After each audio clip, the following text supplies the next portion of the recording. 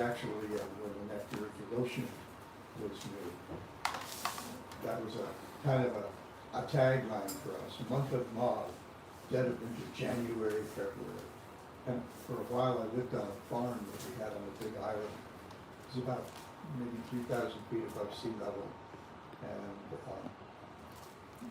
we generally, unless it was raining, which it did a lot, we would bathe in a cow pond that was about a quarter of a mile above the temple. And even in Hawaii, of course we're at 3,000 feet, the water was chilly.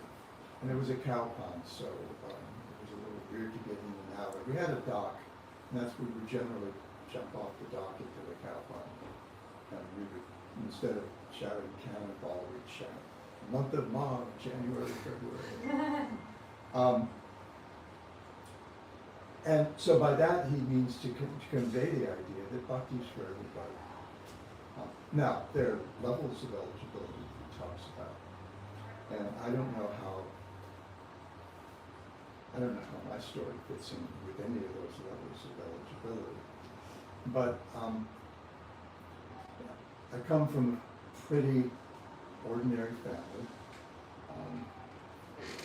My family's been in North America for about almost 400 years now. I'm a fifth generation Californian. I was born in a little town on the Central Coast called Lompoc, which was started as a temperance colony. And I say that sometimes to point out the kind of Methodists that my family used to be. Temperance colony, this was a town where no alcoholic beverages were allowed anywhere in the valley. And my family was nominally Methodist, but my dad was an agnostic. And he had a reason. He was agnostic since he was 18. He had a reason for it. And it's something that I never took issue with because what kind of caused his break with God. Well, first of all, he told me that his Puritan grandmother, remember temperance colony, so Puritan's not really much of an exaggeration, used to try to beat the hell out of him. And so if that's kind of part of his experience of religion, and his first duty station when he joined the Navy, he joined the week before World War II started. His first duty station was as a photographer at Pearl Harbor in early 1942 when they were trying to recover the bodies of sailors who were killed in the ships that were bombed by the Japanese. And as an 18-year-old farm boy, documenting the hauling of other 18, 19, 20-year-old farm boys out of the wrecks of these ships, he had kind of had it with God. But because we were from a prominent family in town, my great-great-grandfather was one of the founders of the town, we went to church when we lived in Lompoc. And I went to church, I went to Sunday school, we all went to church except when Dad had an even more pressing need to go scuba diving. Which wasn't, it wasn't hard for him to feel that need, but he also knew that he needed to set an example because he and his brothers had a business in town. And this was the late 40s, early 50s. But when we moved away from Lompoc, the summer that I turned 9, when I reflect, I didn't realize this was what was going on back then. But when we moved to the San Fernando Valley, the Canova Park, and turned out I was the only person in my family who went to church regularly. My mom was too busy taking care of 3 crazy kids. My dad would go scuba diving as often as he could on the weekends. And he had no interest anyway. These friends at my new school went to a church that was nearby, although it wasn't Methodist. So I went to church and Sunday school every Sunday, and I was in the children's choir at this church. And then when we moved back east, so I didn't think it was weird at the time. But when I look back, I thought, well, wait a minute, I would walk to church. And I actually, the day I asked Jesus into my heart, I was walking to Kirk of the Valley Presbyterian Church in Mesquite, California. And I was reflecting on these things that had been discussed in church. So I just stopped in the middle of the sidewalk and I asked Jesus, please come into my heart. And the sky didn't open or anything like that, but that was my experience. I was a little put off by their Sunday school, though, in the 6th grade when they started telling us how weird Catholics were. We had Catholic kids living right next door, and they were really nice. And they were Christian enough for me, and maybe a little too Christian for Dad. So I stopped going to Sunday school. 2 or 3 weeks of that, and I just said, I can't do this. I kept going to church, and I kept going to participating in the children's choir because those things gave me joy. Then when we moved back east, the first house we lived in was right next door to a Methodist church. We were actually renting the house from that church. So I didn't have to bother anybody else about going to church every Sunday. I just went. And then when we moved further out into the suburbs of Washington, D.C., this was in Northern Virginia, Dad would have to drive me to churches. And then, when I was 16, I discovered, I found out about this Episcopal minister in our area who had, this is early 60s, he had a very ecumenical spirit. For him, the important issue was not whether you were confirmed in his church or in the Episcopal church or any church at all, but that you accepted Jesus' sacrifice. I don't remember exactly how he put it, but it was something to that effect. Then you could come take communion. And there weren't strong boundaries for him at least between Christian churches. And I found that really appealing. So I became confirmed in his Episcopal church when I was 15 or 16, because I just thought, well, this is the kind of Christians I want to hang out with. So pretty ordinary, kind of middle class, a little upper middle class, especially as I was a teenager. My dad was a pretty successful businessman. Ordinary Americans. But for myself, I was just really interested in spiritual stuff. I was really interested in God and religion. I tried when I was a junior in high school. I was just reflecting on this the other day. Never want to be 16 again. Because I had a lot of fun when I was 16, but I was also really miserable a lot. And there were 3 weeks in my junior year in high school when I experimented with being an atheist. Didn't take it. Didn't work for me. But I ended up, now, another thing we were reflecting on last night, Prabhupada Priya made the point that Krishna arranges for us to become more and more detached from the things that we are really attached to. And sometimes that arrangement comes through our own poor choices or neglect. And I was able, well, I don't want to go there yet. I had taken some time off from college and was in danger of losing my deferment for the draft, my student deferment for the draft, and I was scheduled to take a test so that I could keep the deferment for a few semesters while I was out of school. And that evening, the evening that I was scheduled to take that test, about 5 minutes after 8, while I was talking on the phone to my girlfriend, I realized, I needed to be on the other end of the county a couple of hours ago to take my 2S test. So I lost my student deferment. The draft board came after me, and I ended up enlisting in the Navy. So there's one bad choice that turned out to be lucky in the end. It's just sheer teenage lunkhead stupidity. But it was probably not all my doing, something when I think about it sometimes. And so I ended up enlisting in the Navy in order to avoid being drafted and sent to Vietnam as an infantryman, which would have happened to an 19-year-old kid with only 2 terms of college. And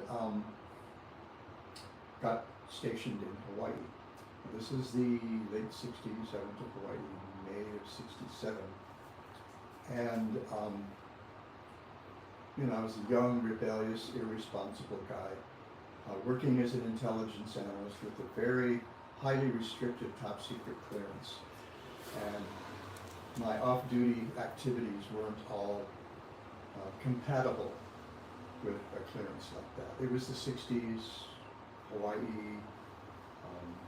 You can think there might have been some extra-legal botanicals involved. Another not very bright move, because I was eventually found out. A couple of guys in our command were just really careless, and when they got busted, they gave the name of every guy on the command that they had ever smoked a joint with. And I was the highest ranking guy in that group.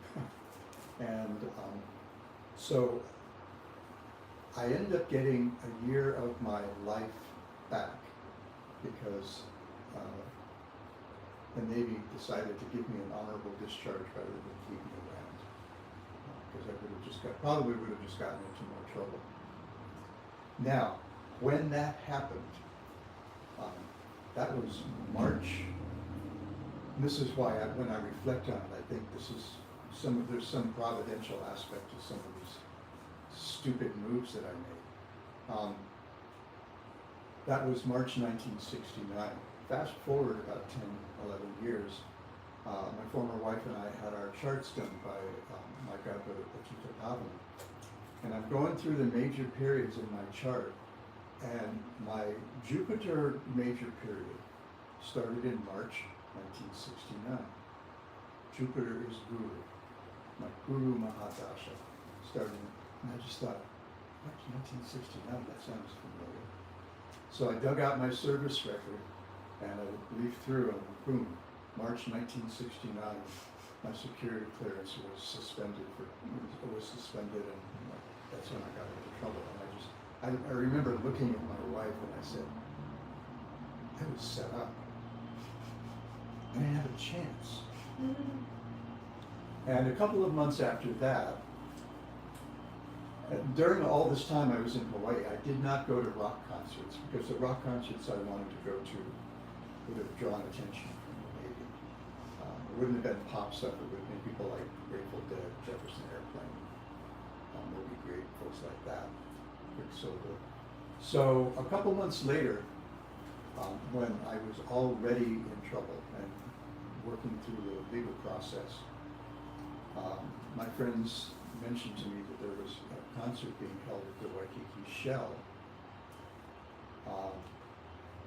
with the Jimi Hendrix Experience. And so one of my friends said, Hendrix is playing at the Shell tomorrow night. You want to go? I don't know. Is the Pope Catholic? So I went to this Jimi Hendrix concert. The Waikiki Shell is an outdoor kind of amphitheater sort of venue.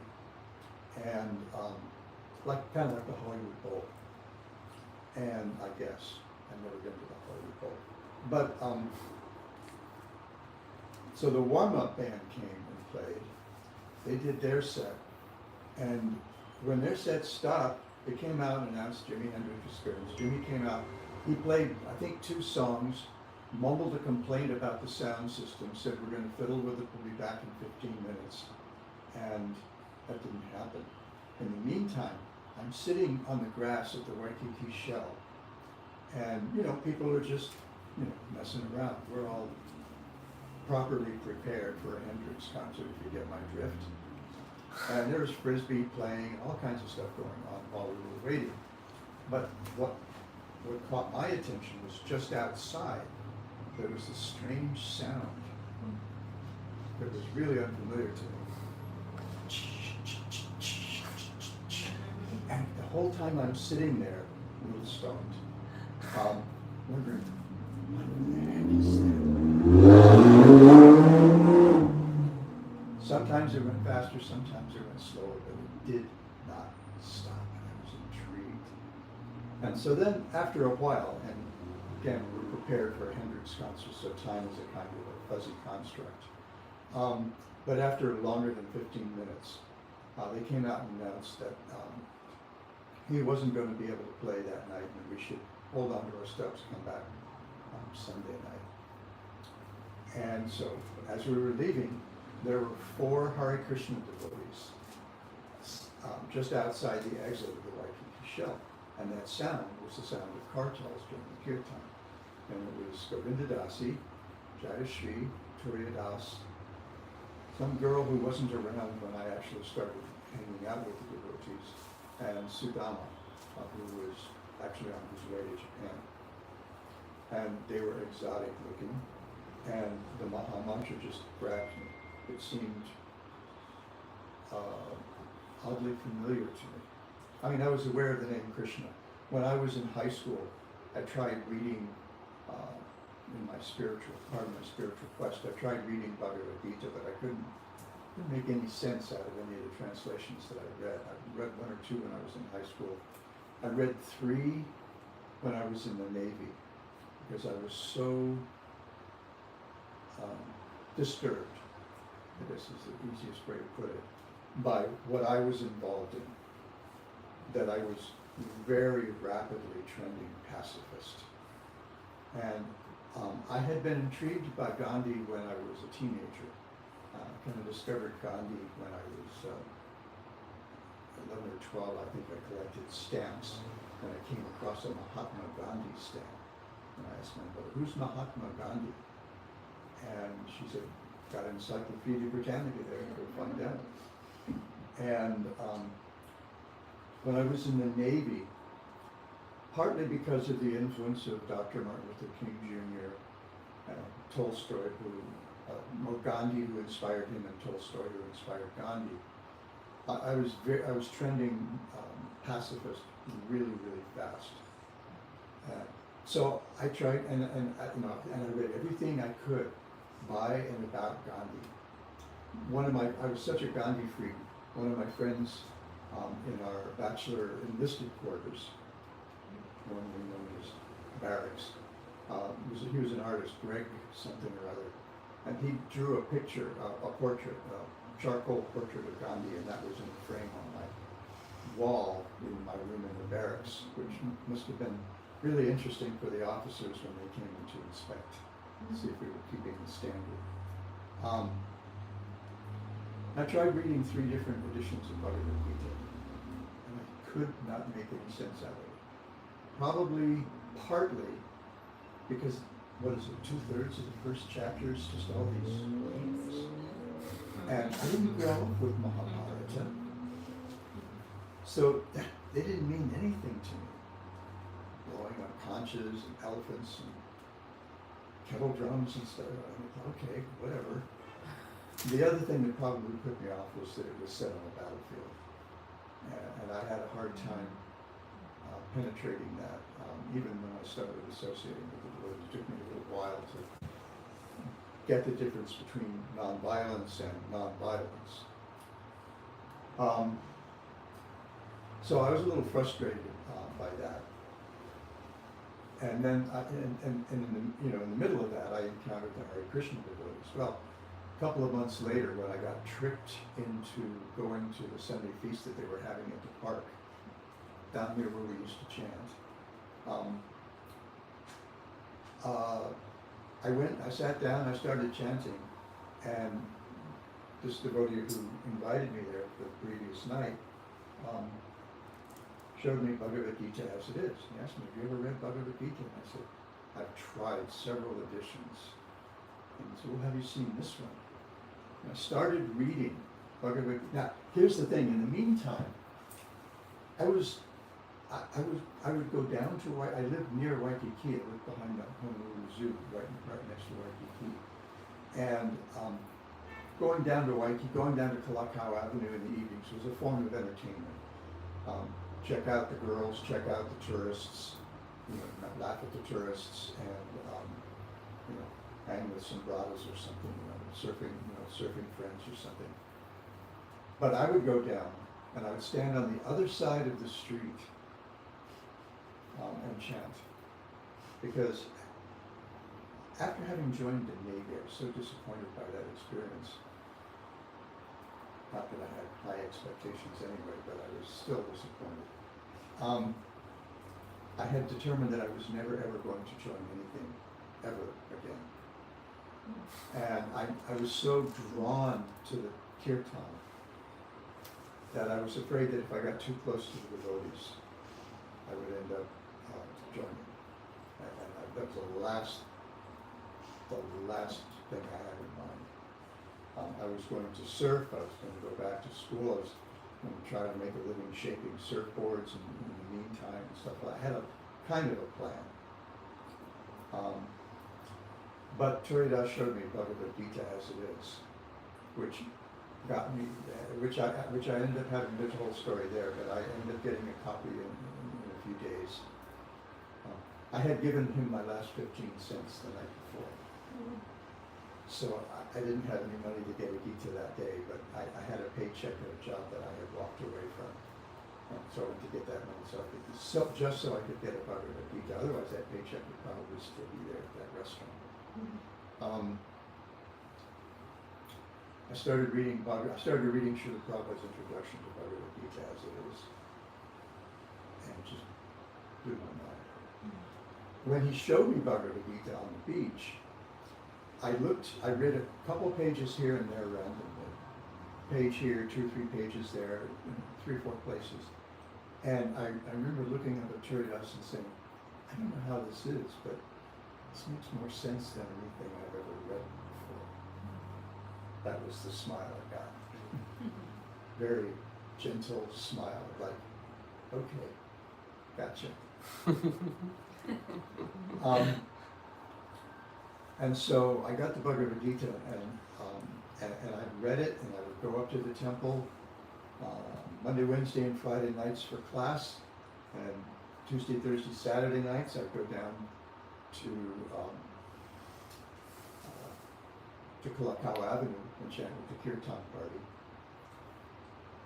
And after a while, it turned out I was surfing a lot less and spending a lot more time at the Hare Krishna temple, and I started thinking, when I was a kid, when I heard that Catholics had monks, I found some appeal there. People who just spent all their time meditating, praying, and trying to understand God. That sounded like a pretty good deal for me, except for the girl part. But, so I thought, I'm free. I'm obligated to nobody anymore. The engagement that I had, that's gone. My dad's disappointed in me. My mom's worried about me living out here irresponsibly in the middle of the Pacific Ocean. And maybe I should just give this a try. And I remember talking to one of my friends who I thought was very hip and very wise, Dennis. And I just mentioned him, I'm thinking about moving into the Hare Krishna temple. And he just looked at me and he shrugged and says, it's not for everybody, but you don't know unless you try it. So I did. And even when I first moved into the temple, I had some distance between myself and, I guess, any sense of commitment, because I would refer to Srila Prabhupada when I'm speaking with the devotees as your spiritual master. Then I started really reading Srimad Bhagavatam. And I was, maybe even before I moved into the temple, I started reading a little bit of Srimad Bhagavatam. And I was reading Srila Prabhupada's purport to the second verse of the Bhagavatam, which is the Vastunyadesha shloka. It's kind of like the thesis statement, but it also addresses who's the audience that's most likely to appreciate this work. This is for who this is for. You know, and that is people who've already completely rejected any kind of self-interest. Dharma, artha, kama, and moksha. Krishna House explains that. What do we mean by achieving religion? Dharma, artha, kama, moksha, vancha. The aspiration for the four great values of human life. Because there's actually another one, which is the real value. So I was reading that Srila Prabhupada's purport, and he's talking about this. They're Satan because they're near Matsavanam, and then the Matsavanam because they're they've already, I'm approaching the Kaitava. So, and then he says, he's talking about how the devotees of the Lord don't have any interest in competing with other people, because their interest lies completely elsewhere. And he writes, there's one or two sentences. When I read these sentences, it completely changed my life. Where he said, the transcendental devotees of the Lord not only don't compete with others, but they strive to create a competition-less society with God at the center. And when I read that sentence, I immediately knew, it's the 60s, so I immediately knew this is the revolution we're looking for. And then when I went back and read his preface, the first two paragraphs of his preface kind of really address that the Bhagavatam presents the one common cause that can resolve all dissension in human society. I read that sentence and I just said, okay, this is my life. It wasn't easy because I'm a really introverted person, really shy. And a lot of what we did was going out and being very public. So it was a little hard for me sometimes. Although you get lost in the kirtan, but afterwards, sometimes you're a little, maybe interacting with a lot of people you don't know on the street. It's difficult for people like us. And so after a few weeks, I disappeared for a couple of weeks because I just needed, as an introvert, I needed time for myself. I couldn't get it at the temple. It wasn't because I didn't like the chanting, I didn't like the mission. I was still committed to the revolution, I just had time to break. So I took a couple of weeks break, came back to the temple, took a couple of days break later that year, and took a third break at the end of 1970, during which I realized whatever it is I have to deal with, I'm just going to bear down and become a devotee. And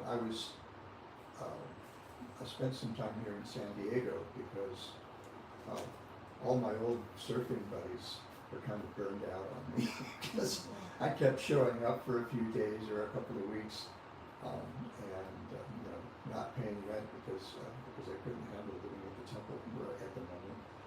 And they just said, well, look, you can sleep here, you can hang out with us at night, you can sleep here, but you gotta find something else to do during the day. So I was wandering around Waikiki feeling like a homeless person. And so I came to San Diego, and as soon as I got here, I realized I gotta go back to Honolulu and really just bear down and do what it takes. So I did. And then a few months after that, I was instructed to write a letter to Srila Prabhupada requesting initiation. And I remember the one thing I actually asked in the letter was that I asked Srila Prabhupada that he engage me in helping me spread Lord Chaitanya's mission for the rest of my life. So he's making sure that I make good on that. And then he wrote back, he opened his letter by saying, "You'll be glad to know that I have gladly accepted you as my duly initiated disciple." And I was like, I am. I ended up, I lived as a brahmachari for 3 years, and then I married, and was married for 40 years to a really wonderful devotee woman who teaches at the Bhaktivedanta Academy in Alachua. I've been told she's the backbone of the place. And we lived in Hawaii and had a Gurukula project that we had in the Sequoia foothills, right next to Sequoia National Park. And here in San Diego for a few years before we ended up moving back to Hawaii. And after just about, maybe 30 some odd years into that marriage, I had an experience that shook me out of my comfort zone. I think is really what it was about. Because we had a nice little house, just enough for us, on an acre of land in the country on the Big Island in Hawaii. And, and I had a job that I liked more or less, teaching at a really small college in the middle of the ocean away from everybody else. And I had an experience that shook me out of that, it turned out to be just pushing me out of my comfort zone, which led to my just a couple months short of 40 years of acceptance and loss, which I did almost 15 years ago, 15 years next month. And that's brought me a few places. And especially over the last couple of years as a sannyasi, I've learned, especially after the last maybe 5 years, I've learned an awful lot about myself as a human being and kind of sannyasi I can be. Which is, frankly, just me in funny clothes. And not everyone's going to have, my journey isn't as exciting as people probably feel as you see in there. But not everyone necessarily has to have, because I'm like the last, we were like the last people you'd figure that would produce a sannyasi. We were a team, you know, and everyone kind of saw that. And part of our calculus became, let's just show other people whether it's possible. No one's followed hardly, but that was part of our reasoning. So we both belong to bigger families. She's been teaching at that school for 17 years there. What's her late 20s now, maybe? She was teaching, and now they're maybe late 20s, getting close to 30. And they're cool devotees. They love kirtan. They think being a devotee is cool. And, you know, not just kind of like been wandering around. Sometimes on the East Coast, sometimes in the Midwest, sometimes in the West Coast, sometimes in Hawaii, sometimes in Central America. Just trying to share whatever faith I have in bhakti with anyone whose attention I can get from that. Which isn't always a lot of people, because I'm shy. So it's just kind of like a regular guy, regular American guy. It wasn't, you know, anything. Maybe I was a little spiritually crazy, religiously crazy or something, but other than that, I don't think I was all that weird. Prabhupada, however. I was really weird, Marge. Really weird. Is that my cue? It's cute.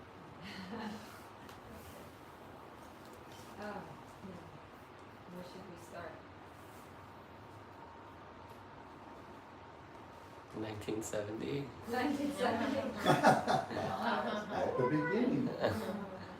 I was born in 1970, September 6th, in a small town way upstate New York near the Canadian border. The town I was born is called Lowville.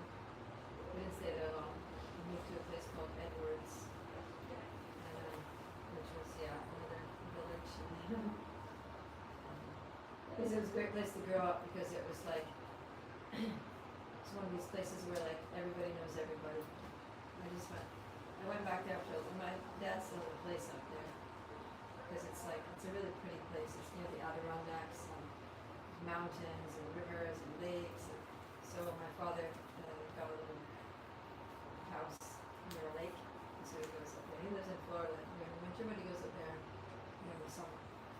So, just a few years ago, I went back there, and I was one of my best friend from school when I was a kid. I lived there from like age 5 to 10, but somehow it seems like my whole childhood, even though it's 5 years. Like when I think of childhood, it's there. I don't have any other memories of childhood.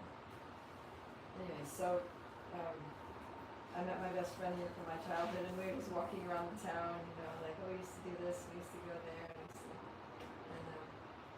it struck me that like how small it is. It's literally like there's like Main Street, there's like First Street, and then Second Street, and then the school, and then it's done. So there's like the cemetery, the place where there used to be a hotel, but it burned down. The place that there used to be a bowling alley, but it burned down. The place that used to be her parents owned a hardware store, but it burned down. Everything in that town burned down. Because it's a cold place, so everybody's got wood heat, and then things burn down when you like do your wood heat properly. Anyways, so but the good thing about it was a great place to grow up. There was a lot of like, when kids were just free. It wasn't like kids are nowadays. I feel sorry for the kids nowadays, because it's like, the parents take them to school, drop them off, pick them up, take them home. They're always like in a building, in a car, in a building. And then some kids like just roaming around so much. But we kids were all just like, after school, we'd get out of school at 3 o'clock, and we would just roam.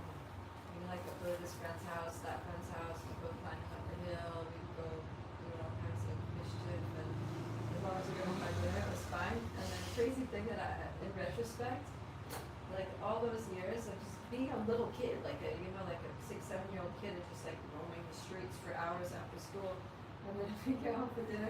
My mother would never even ask like where we were, what we had done. The only question was, did you do your homework? The answer to that was yes. Everything else was okay. Anyway, so I had a very like free-spirited childhood, and I think that kind of helped me to just be a free-spirited adult, I guess. So to the extent that I was able to be. So then it's a big crisis hit my life when my parents got divorced. And then we had to move out of that town. My dad stayed there, my mother left because she didn't find work, which she'd never done before. She was a housewife, so it was like the whole thing. So then I started growing up a little bit, and by the time I was maybe 13, 14, I started becoming, on the one hand, very withdrawn from humans. I just kind of got disgusted with everything, and so I started a new school, and I just didn't connect with anyone, and I didn't really try hard, and I just was like in my little shell, and I just didn't talk to anyone. I mean, I went to school, I went to classes, I did my homework, I was like a good student, but I didn't have like any friends, and like most people, some people in my school, they thought that I like literally like couldn't talk, like that I just didn't have the ability to talk, because in like 4, 5, 6 years that I was there, they never heard my voice. So I was just like, talk about shy, Mirage. I was like so shy, and I would sit there like, I'd sit at the table with the girls for lunch. I'd stand in the hall with them, before classes started and things, and I just listened to what they were saying. And I was always looking for something to connect to so that I could kind of join the conversation, but it never came. There was just nothing that I could connect to. They were just always talking about like clothes and hair and boys and makeup and stuff, teenage girls. And there was just not a single point of like contact that I could make to enter the conversation. And so I just stood there just being like really bored and awkward. So that was kind of my high school experience. Yeah.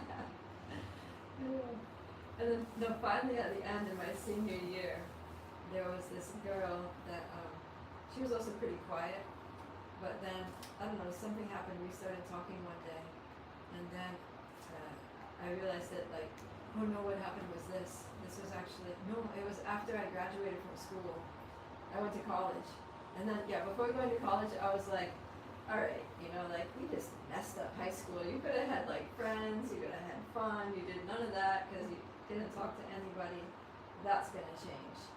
So then I resolved, so I applied for a school, and I was really good in school, like I did really well on they call them SATs and ACTs and English standardized exams. So I was getting like, every day I'd get like 10 letters from different universities trying to like get me to, you know, enroll and stuff. And I get disgusted with them. I'd open them up and they're all the same list of majors and all the same thing. I decided just taking them all, trying to straighten them in. And then one day I was just about to throw them in the bin, and then I happened to see one, and it had some handwritten thing on the outside of the envelope, and I was like, okay, that's different. And then I opened it up, and the letter was very personal, and it had this big picture of the earth. It was like this big picture of the earth, and then in big letters it said, concerned, ? And I was like, yeah. So then I like read on, and I found out that this college, they only offer one degree, which was human ecology, and I was like, and then there's a little explanation about it, about how, you know, the planet is great until humans messed it up, and now it's our duty to fix it, and we need to clean up the mess we made, and we owe it to ourselves and to the other species and to Mother Earth and all this, and I was just like, that makes a lot of sense. So I ended up writing back to the college, and then they wrote back to me, and then we went there, and I loved it. It was in Bar Harbor, Maine. So Maine is, you know, northeastern state, and the Bar Harbor, it's on an island. So there's an island there that's off the east coast, and it's a whole park. Like the island is practically like the whole thing is a big park, like a national park. It's called the Canadian National Park, and the college is on that island. So we had to cross a bridge. How many students? I think like around 300 for the whole thing. Because it was really small. It was like the population of my school. Yeah, the school that I went to when I was a kid was like 300 from kindergarten to 12. So it was kind of like my speed, you know, because it was yeah. So it was good. It was an interdisciplinary degree. We studied, you know, we did sciences, we did humanities, we did arts and design, we did all kinds of things. And the cool thing was that everybody from that school was like, you know, they're all kind of like alternative people that really wanted to change the world, do something to help humanity. You know, they were concerned about the earth and life on earth, and they all, you know, in different ways felt that the situation, like the status quo, was just really messed up, and we had to find some alternative.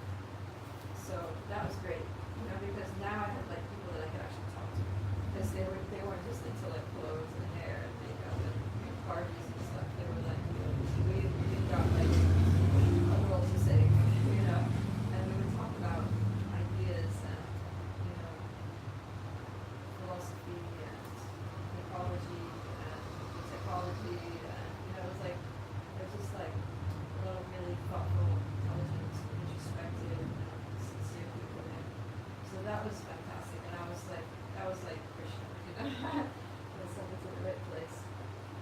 So, but before that, let's just go back a little. But before that, during that time when I was just like in high school and like not being able to connect, so what I was doing, as much as I was like disconnecting from humans, I was like connecting with God.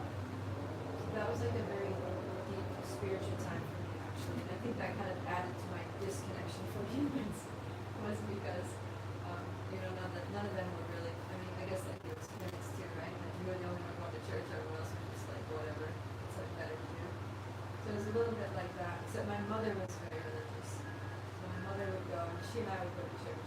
My stepfather was an atheist. And, you know, and when I got remarried, I divorced. I seemed like I would be not a very good person. But So I started, during those high school years, instead of talking to people, I would just talk to God. Like literally, I just spent like all the time praying. I remember just waking up in the morning and praying, and waiting for the school bus and praying, sitting on the school bus and praying in the hallway there, and then, sitting in the classroom and praying. And I was just like praying all the time. And just like telling God my whole, like it was like a running commentary of my life, and asking him for help, like guidance and everything. Yeah, and I remember those years like going to our church. So we were in a different town now, but it was a small town also. In fact, it wasn't even a town. It was really like a bump in the road. There was like a rural route that passed through, and our house was just there in the middle of like farmers fields all around, a few acres, and it was just like a little homestead kind of thing. Animals and pigs and chickens and dogs and cats and whatever. So, anyways, so we went to this tiny little small town Baptist church. And the pastor there was really good. He was really good. I mean, I've been to different churches growing up. I went to Methodist church, and John Presbyterian church, and I mean, it was okay, but it was like, and maybe it's just because I was younger, but it never really grabbed my attention.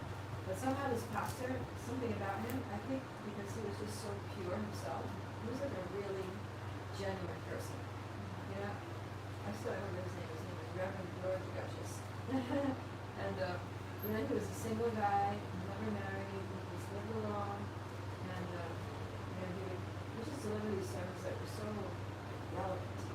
He would always read the Bible, and then he would read a section from the Bible, and then he would always say, now I would like to draw your attention to verse, number, and then he would read that verse again, and then he would launch into a whole thing, like going deeper in that verse, unpacking the meanings. And he would always give stories, right? He would tell stories like from the Bible, and he would also tell like these amazing stories from, I don't know where he pulled the stories out of, probably some of it from his own experience. I'm thinking now like as an adult that maybe he had like, books that pastors draw on to like tell stories to emphasize points or something. But wherever he got those stories, they were amazing. And he always told a story, and it was always like the kind of story that when he gets to the end, it's like, for me as a teenager, I was just like, that is epic. Like, God is amazing, And so I got really attached to God actually. Thanks to him. And, I don't know if he ever knew how much I appreciated him because I couldn't really express it. I didn't have the maturity to be able to express it at that time. But he was like my hero. Everything was crazy about him. I used to even, like at home, I would always talk about him at home to my mom. My mom must have thought I was just like, and his name was Reverend George Gushes, so I call him RGG. And then she'd be like, I'd get home and I'd be like, RGG said the most amazing thing, and what do you think about that? And so, anyways, I was always with him. So, so I became really interested in God, and I started reading the Bible a lot, all that praying. Every night before I went to bed, I would read the Bible, think about it, read about, all of Jesus' adventures and his preaching missions, and I would be like, I want to do that. Like, I just want to do what Jesus did, Because you'd hear about how Jesus would, he would go into this town, and then he'd be, sharing the Lord's message and preaching to people, and then sometimes people would receive him well, be respectful, give him things, and oftentimes people would just throw stones at him, drive him out of town. Of course, no one would be able to get crucified.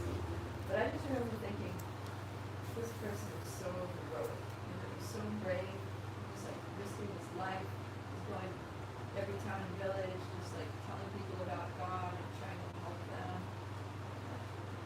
not caring, just being so compassionate and so forgiving no matter how they treat him. He's just trying to do good. I thought, I want to do that. I was literally I want to just do what he did. Anyways, but then I thought, well, he's telling people about God, but what do I even know about God? And I hear about him, I get a sense that he's an amazing person. He's great, he's almighty, he's the creator, he's genius, he's wonderful, amazing, full of grace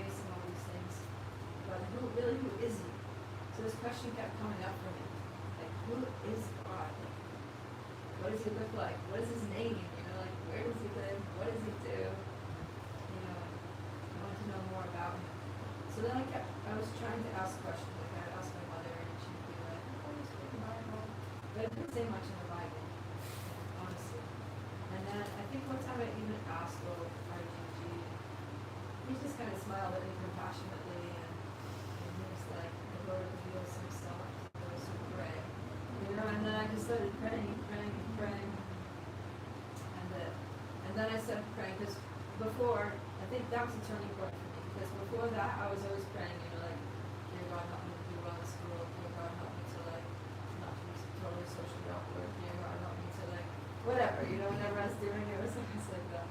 So, now my prayers changed, and I was like, dear God, I want to know you, help me get closer to you, please reveal yourself to me, I'm, like, really, like, this is so important to me, and I don't really care about anything else, all I want to do is know you and all that. So then, I stayed with that prayer for a long time. He didn't respond very quickly, but obviously, he did eventually, you know. But, anyway, so then, I went to college, and then, I was like, you know, whatever I was not in high school, I was in college. Now I just like reversed my personality intentionally. You know, like in high school, it was so bad. It was actually like I was like basically disabled myself. You know, it was almost dysfunctional. Although I was good in school and everything, but I remember I took this class. It was called, yeah, this is in high school. I took this class called mechanical drawing, where we had to like, you know, have this paper and we had to like make a little square on the table and we had to like tape it down, and then they gave us this rope with like, you know, gadgets, like some mechanical, like an engine or a piece of machinery or something, and then, I don't know why I took this class. Anyways, we had to draw it, so we had to draw, like, it was a three-dimensional thing, and we had to draw different views, like the top view, the side view, the whatever. So, we would do that, but then, so I would be drawing, and then every time we finished something, we turned that into the teacher, and then you had to get another paper and tape it down.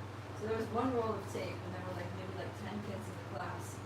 So, every time you needed, and you couldn't do anything unless you taped your paper, because the desk was slanted with a slide. Okay, so then I would just sit there, I'd finish my thing, and I'd get my piece of paper, and I'd just put it there, and I'd just sit there, because I could not ask for the tape. Like, you'd be sitting on a desk with somebody next to me, and I would just literally be sitting there looking around, looking at the tape, like, shyly, and then looking around. And, like, I wouldn't be able to do anything until somebody came along and was like, do you need the tape? And then I would be like, yes, thank you. That's how bad it was. Right, so I was like, this is ridiculous. Like, I cannot go through life like this. So I decided, I just told myself, you are not going to be shy. You're going to talk to people. You're going to make friends. You're going to be cool. You're going to be popular. You're going to do everything. And so that's basically what I did. I went to college and I just started talking to everyone. Of course, now these were interesting people that I actually like wanted to talk to. And had really good ideas. And I would go to every single event, every party, everything, you know. And so it was actually really fun, but it was kind of a distraction at the same time. I mean, I learned a lot. I like learning. It was a great experience. But kind of like my spiritual life, my relationship with God, I kept reading the Bible and stuff, and I did kept praying, but it wasn't with the intensity. So, anyways, I think it was useful, and that it really built my confidence. I needed that. I really needed that. So then at the end of it. I mean, a bunch of things happened. I won't go into all the details. I'm just trying to touch on relevant things. But, anyways, my last year of college, anyways, I actually got kicked out of college. I was expelled from college at some point. And that was actually such a great boon, because, anyways, I won't tell you what I did to get expelled from college, but I was kind of like a little loud and crazy. But, so I got expelled from college. And then I went to but everybody liked me. In fact, the dean of the college, when he had to expel me, he was literally crying. He was like, because I was just so dear to everyone there. All the professors loved me, the students loved me, the administrator loved me. I was like on all the committees. I liked meetings, so I would get on all the committees. And I would be on the student committee, I would be on the new professor hiring committee, I would be on the student council, and all these things. So, like, everybody knew me, and it was a small college, and everybody liked me. And then, I got caught out something really stupid. And the person who taught me also the buildings and grounds, because I had a work study job with buildings and grounds, so he was the person who actually and as soon as he found out that it was me that was doing this thing wrong, then he literally put his hands on his face and said, I can't believe it. He's like, I need some space. He said, you sit here, don't move. And then he went for a walk. He's like, I need to talk to you, but I can't talk to you because I'm too emotional, and I'll be back soon. Because he was so emotional, because he didn't want to punish me, you know. Anyway, so we had a conversation, and I had to go talk to the dean. The dean was also literally in tears, saying we really love you, and we really want you to be in the school, but we really can't. We just have to take action on this. And we need to be expelled. So anyways, so I went to my professor. And somehow it didn't really faze me that badly, but I went to my professor. My favorite professor was, because I was really into plants, so I went to my botany professor, and she was like, hey, don't worry about this, we're going to sort you out. So she had just finished doing a PhD and postdoc thing from Harvard, and then we hired her. I was actually on the team that hired her. I was one of the students that was at the interview that decided, and I was one of the people that voted to hire her, which is a good thing. So anyway, so she said, I'm going to help you. Helped me out. I'm going to help you out. She said that so my college is called College of the Atlantic, COA. She said there's a COA graduate at this lab in Harvard, and I'm going to talk to him, and I'm sure he can influence the head of the department to accept you as an intern. And we don't need to tell him what happened. We just say that you need to do an internship, and so she arranged all these things, and then I was I got an internship at Harvard. So then I went there, and it was really great. It was so good to see a student who was amazing. He just totally took me under his wing and took care of me and showed me the ropes, and yeah, he was a big brother for me there. Really good experience, and they all loved me there. And the head of the department, he called me in towards the end of my internship. He was he called me into his lab and he said, we're really very impressed with your intelligence and your I'm going to say service, but I wouldn't say that. Your work, your contributions, your everything, and we want to invite you to be part of our I want to invite you to do a PhD here. And then I was like, I hadn't really thought of that. I didn't even have a college diploma, right? So he's like, yeah, you just come and you do your PhD. We'll give you a full-time scholarship, we'll arrange everything for you, if you need accommodations, if you need a stipend, or whatever you need, just tell us, we'll sort it out, and we want you to be here. So then I said, well, I still have 1 more year of undergrad to do. And he said, yeah, and then you do that and come back. And then I said, well, the thing is that, I'm not sure. I didn't tell him the details. Then I think the COA grad who was there, he was like, don't worry about it, you just come. So then he sat me down and he's like, look, you just write a letter to the college telling them that you just got offered a full scholarship for a PhD at Harvard, and that you just need to finish your last year, and then you're going to do this PhD at Harvard, and then don't worry about it, because it's very prestigious. It'll be very prestigious for them to have one of their alumni getting a PhD from Harvard, right? So anyways, I did that. I was like, I really made a big thing out of it, and I also apologized. I apologized a lot. I said that I've been thinking about this a lot, and I'm really sorry. I'm not going to do anything like that again. Anyways, so then I got a letter back, and they're like, we are so happy. So they basically rolled out the red carpet for me to come back, and they were all so happy. Anyway, so I got my degree. I ended up being the valedictorian of the class and giving the graduation speech and being the glory girl for my graduation class. After having been thrown out. Yeah, I was expelled the year before, and my academic advisor, she was just like, nobody cares about that. So I stood up there and I gave this amazing speech glorifying the school, expressing all my gratitude and how the school has prepared me for this wonderful academic journey to Harvard and beyond. And also, it wasn't only that, but they, so there was this fellowship, they told me, my academic advisor told me that there's this fellowship that you can get. So there's this person, philanthropist, Thomas J. Watson, and he apparently had a soft spot in his heart for students from small colleges.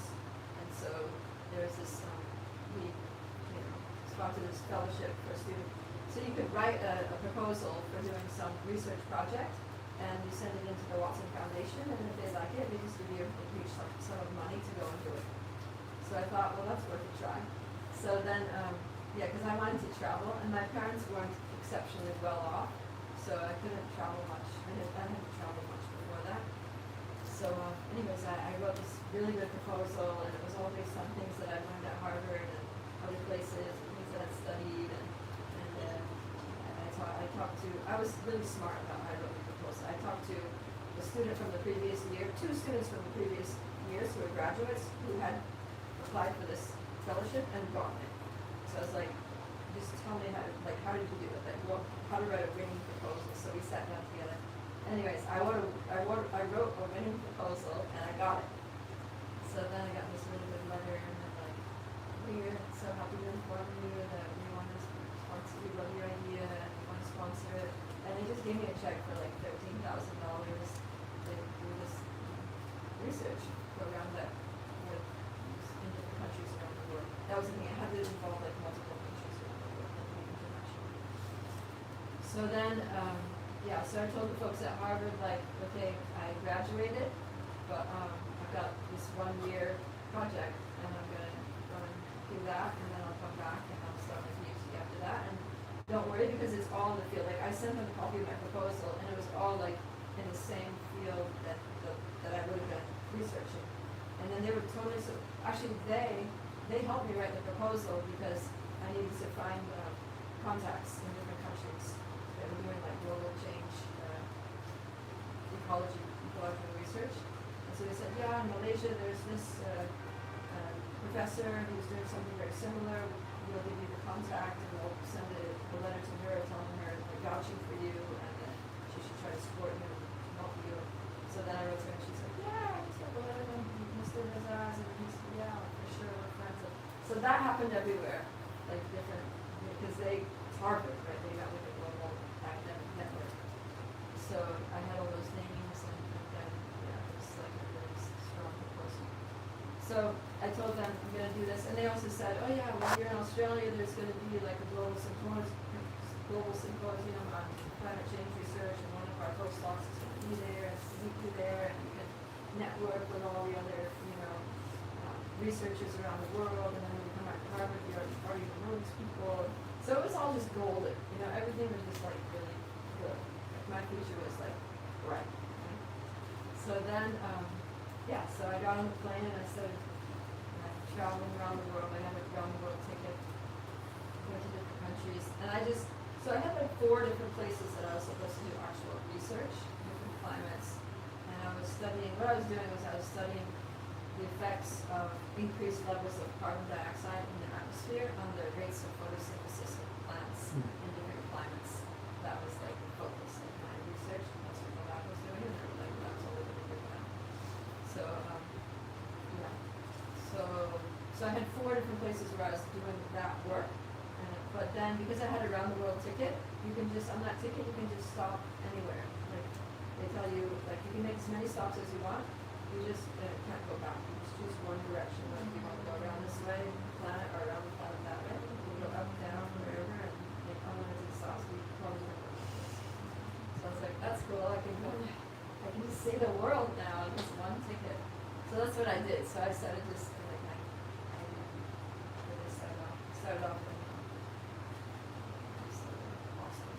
Anyways, so we're on the East Coast, and even from America. But I stopped in LA, and then I went to Hawaii. I spent some time in Hawaii going all over.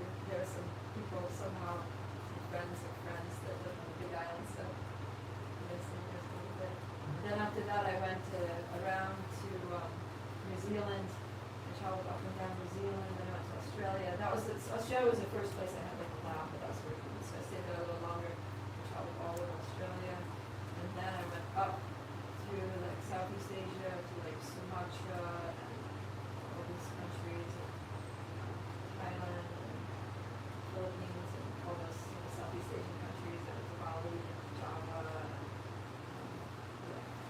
finally I went to Malaysia. So then, Malaysia was the next place where I was doing my working with the university there as a professor. And so back when I was in college, because I grew up in a very small town, so Hare Krishna devotees don't usually go to small towns because they want to be where there's a lot of people. They're Harinam distribution and stuff. So I never met devotees as a kid growing up or as a teenager, or my college also was on an island in Maine where devotees never went there. And so I never met devotees. But there was one one student who was in the dorm with us in my first year, and he was this hippie guy. So he used to go to all the rainbow gatherings. And so I was like, he was talking about he told me one day, he's like, you would really love rainbow gatherings. And I was just like, what's a rainbow gathering? So he's telling me all about it. And then he said, I said, oh, that sounds pretty cool. I said, I'll give you a tip. If you ever go to a rainbow gathering, you have to find the Hare Krishnas. They're always there. They're always there. They're always doing the music. And you can find them because they play these little cymbals and they play the drums. So you hear the cymbals and the drum and you find them. And they've always got food. Right? So he said, if you ever go to the rainbow gathering, you've got to eat the Hare Krishna food because that is like the best, hands down, ultimate food. Like, I've never tasted any food like that anywhere else. The Hare Krishna is like, know how to eat food. So I remember that. And I didn't go to a rainbow gathering and I didn't eat Hare Krishnas, but anyways, I was in Malaysia. So I was staying with this Chinese family there in Malaysia and going to university and doing my research and things. And then it was a weekend, so weekend was free. So I was just thinking, like, what can I do? What's something like fun to do in the city? I was in Penang, so it was in the city and multicultural. There's like Malaysia's a Muslim country, Muslim government, but there's like a lot of Chinese people there, a lot of Indian Hindus, and so it's like it was quite a mix of different. It's kind of like a culturally eclectic, spiritually religious, like diverse place. So anyways, so this Chinese lady that was living there, she's like, oh, there's a big festival that's going on this weekend. It's called Tai Pusam. I said, it's Tai Pusam. She said, it's called Festival of Atonement. It's really good. She said, you're going to like it. You just go see. I'm not going to tell you anything because I don't want to spoil the surprise. You just go see what it is. So I was like, okay, Festival of Atonement. I'm going to go check it out. So I went. I found the map. I think I go on somewhere there. And then I get there, and there's like many people there. It's like a whole, it's like a festival with, it's kind of like our Hare Krishna festivals where we have like a central thing going on, and then there's like stalls all over, like a Rath Yatra where there's all the stalls, with books and food and paraphernalia, and whatever, information and things like that. So I got there, and so what the festival was, Festival of Atonement, it was a Hindu festival, and so it was on the main part of it was like on the flatlands, and then there was a hill there. It was like this tall hill, and on the top of the hill you could see there was a temple. And so there was a temple of Lord Shiva. So then atonement means like if you do something wrong, then you try to neutralize it by basically like punishing yourself. So what they were doing was you had all these men, it was only men doing it.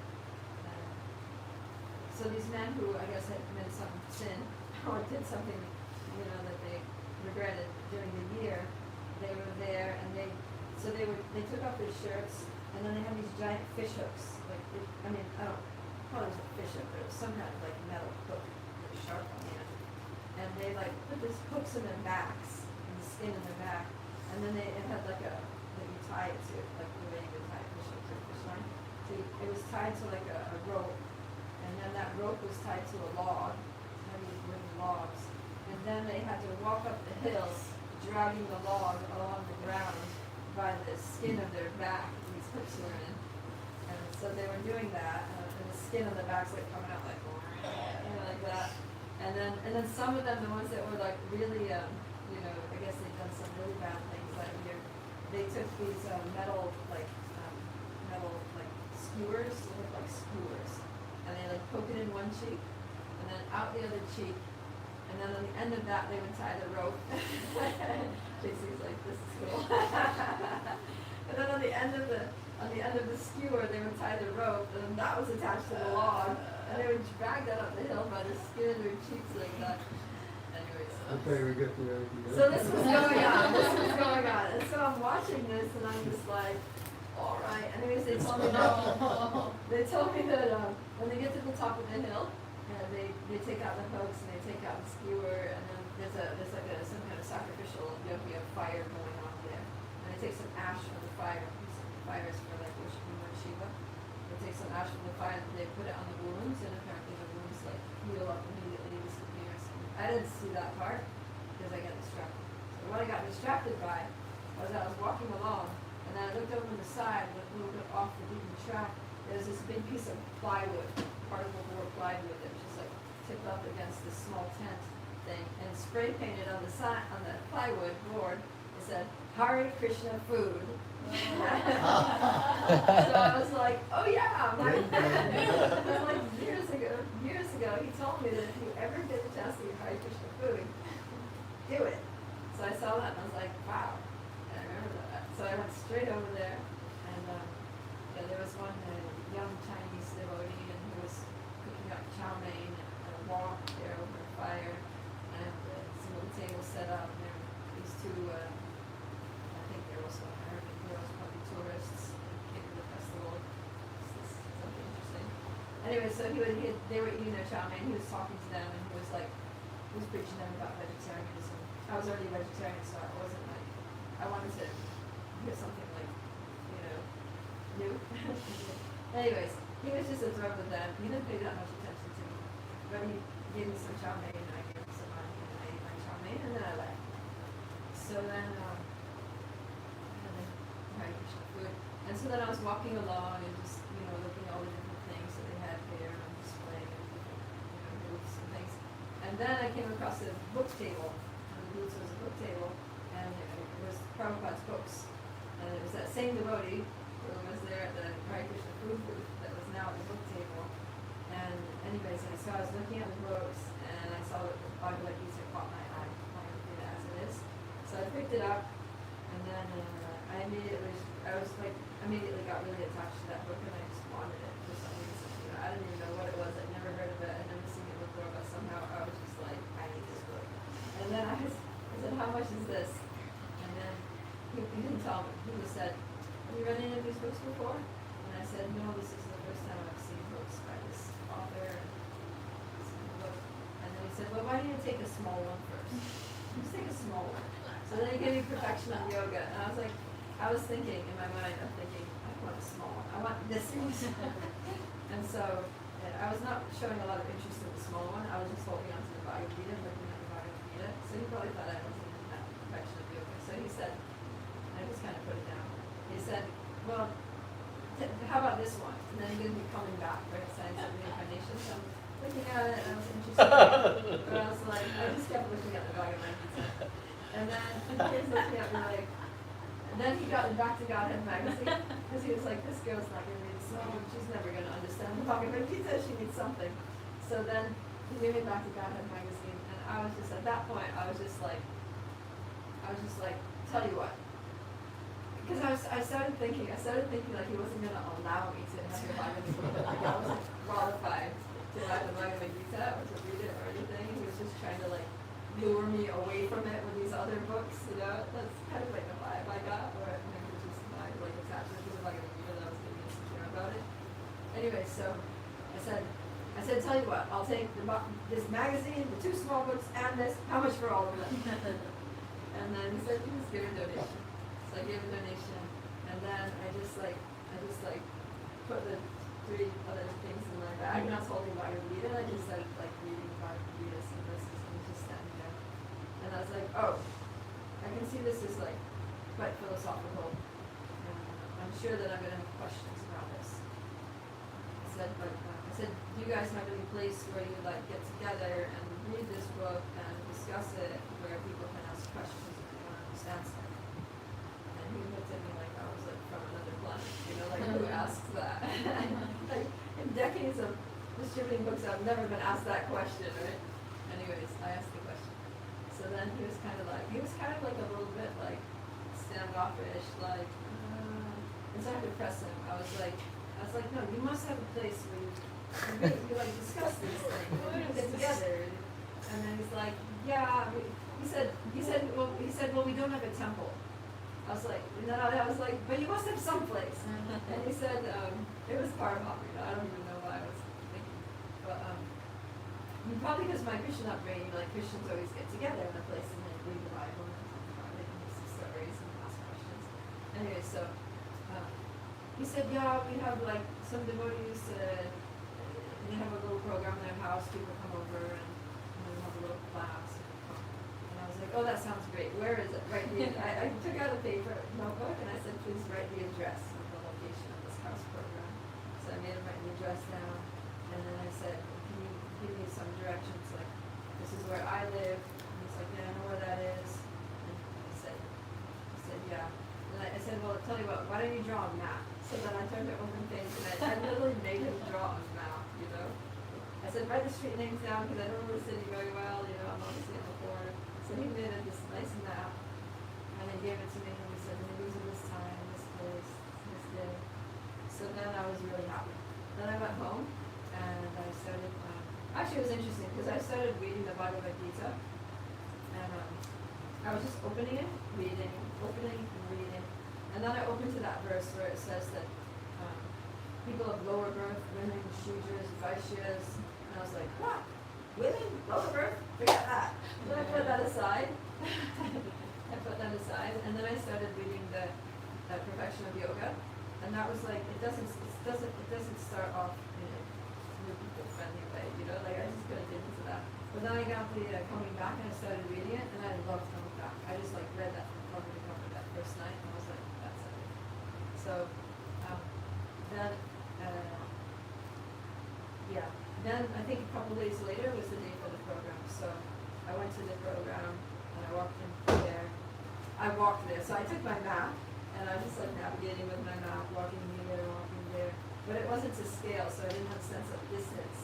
And I never guessed how long it was, but it was like a long walk. It must have been like 5 miles. It took me a very long time to get there. And then I got there, so I got there late. So it took me over an hour to walk there.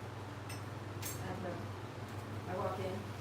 And it's the same devotee, the same one who was cooking the Hare Krishna food, and the same one who was at the book table. Now he's there giving class. So he recognized me, and I recognized him, and I think he was pretty surprised that I was there. I was surprised that he was talking. Anyways, I sat down, and then, he was in the middle of the class, and it was first chapter of Bhagavad Gita, so he's talking about all these soldiers and what's their name on the battlefield, and I was just like, what's going on here? So then it happened to be this couple that were visiting. She was American, she was about my age, maybe like a couple of years older, and she was there with her husband who was British. And so she came over to me, and then she like whispers in my ear, do you find this boring?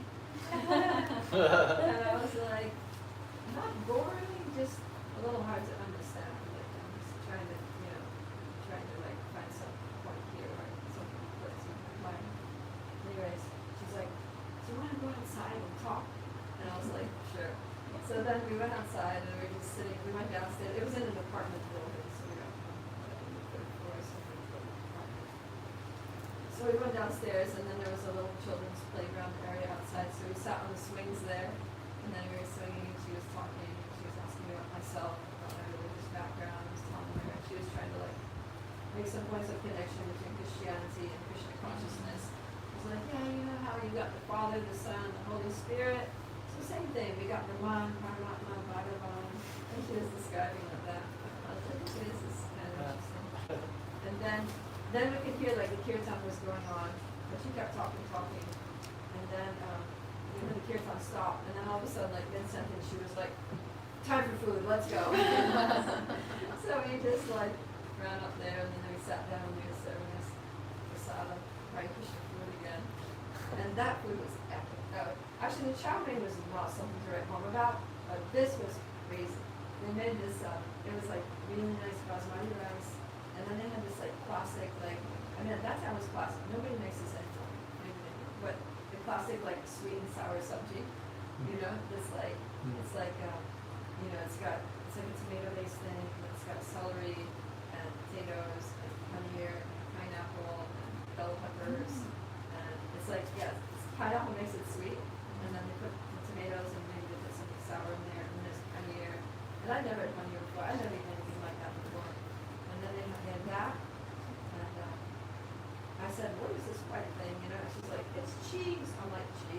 I was like, not any cheese that I ever eaten before.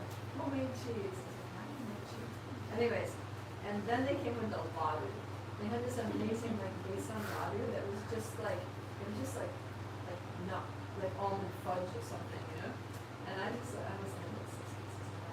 Anyways, so then what happened was this girl's husband, the British guy, he said after Prasad we were just sitting there kind of like shooting the breeze, and then he said, hey, you know, I know how to read palms. Do you want me to read your palm? So I was like, sure. And then he said, come sit down. So I sat down right next to him. And then after, like in retrospect, after becoming a devotee, I was just like, that was so like not what you do. Anyways, so he takes my hand, he puts it on his leg. I'm sitting there with my hand like on this guy's lap, and he's like, yeah, what's that? He's like reading my, he read one hand, so I'm like, yeah, he read this hand. And then I think somebody said something like, okay, where, you know, you need to go, or we need to do something. And then he said, oh, sorry, I didn't have time to read both. So why don't you, next week, I'll still be here, I'll read your other palm next week. So then I went home, and actually like the main reason for me coming back to the program the next week was to get my other palm read. So it was like Krishna, you know, it's like a little trick of Krishna. Because he said a lot of interesting things, and of course everyone likes hearing about himself. So then I started going every week. And the funny thing was I went back the next week, and they were there, and he did not read my palm. But it was okay, because I totally, like somehow I just forgot about that that was the plan. And I just kind of like got caught up in the lecture, saw it on things. And something that was very funny was that at that second program, they served the prasad on banana leaves. I thought that was cool, right? Like you sat on the floor and they put a banana leaf there. And then I remember it was upma, and with vegetables in it, and it was like a chickpea and a chole something. And so they didn't give us any silverware, so I was just kind of like, alright.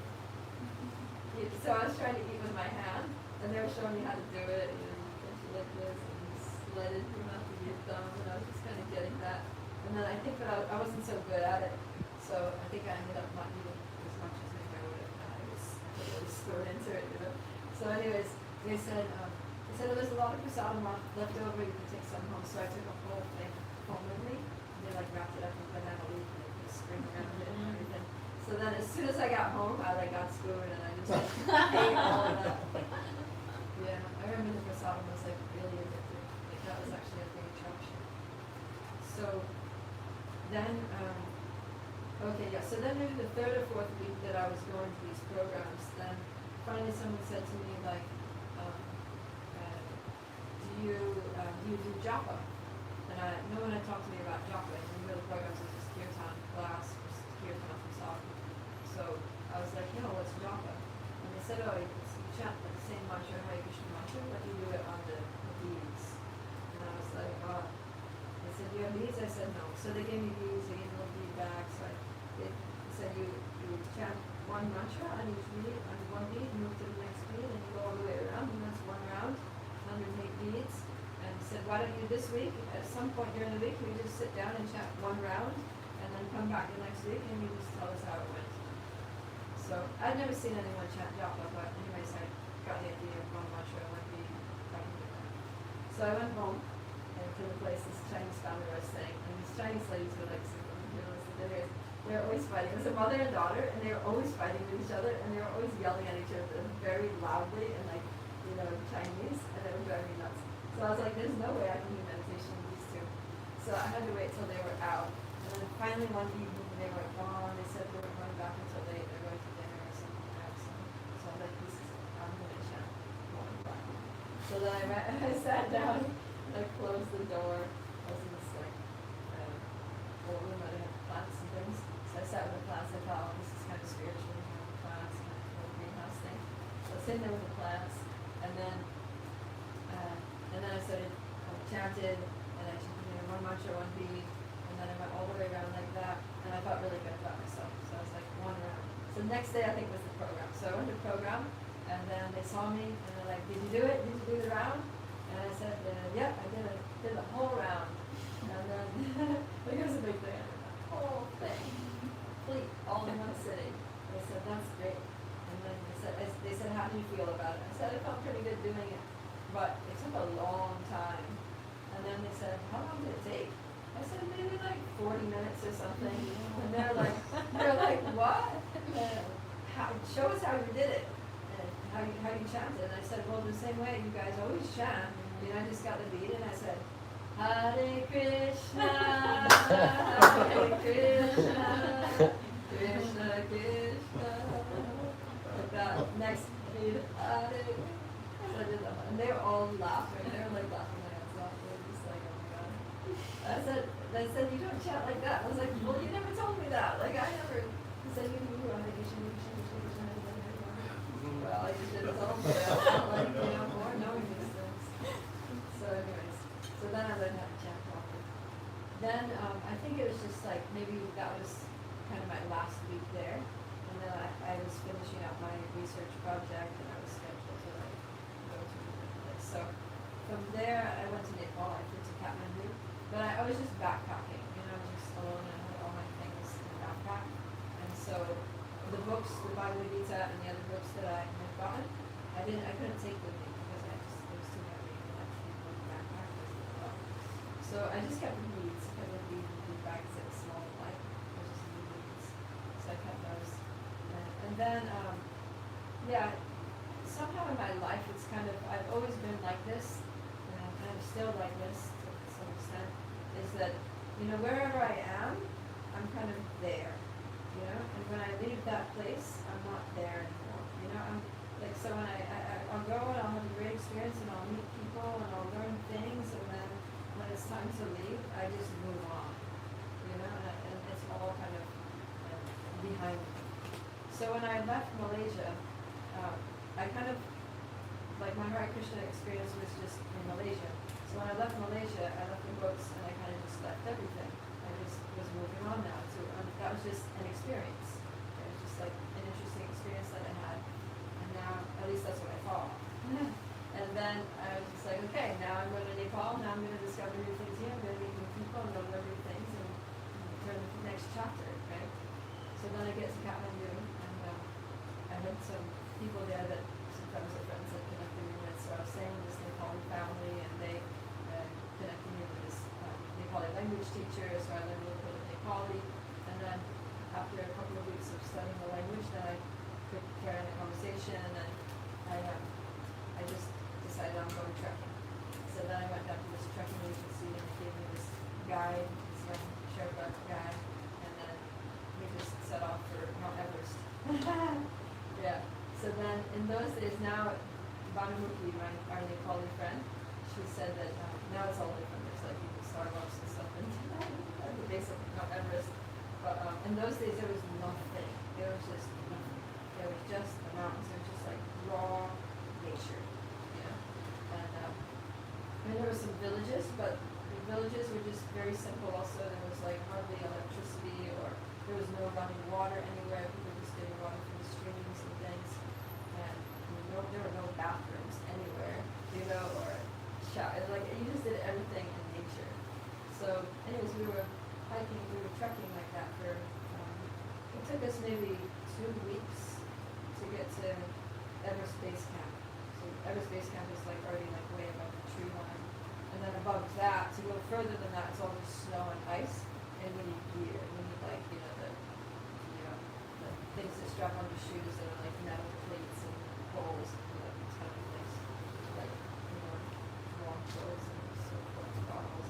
Anyways, I wasn't going for that kind of experience. I wasn't there like conquer Mount Everest, but I just wanted to like be in the mountains and experience it. So, but yeah, we spent a long time, and it was it was just very simple, very much in nature, and just like the Himalayas. The Himalayas are just like so huge and so breathtaking, and just spending all day walking through the Himalayas. And this guy could barely speak English, so I had nobody to talk to. We were just alone, basically. Like, this guy, he carried my backpack, and he knew the way, right? So he knew where to stop, like, he knew where the villages were, so he would time things so that we would walk, and we would get to a village in the evening, and then we would knock on the door of some,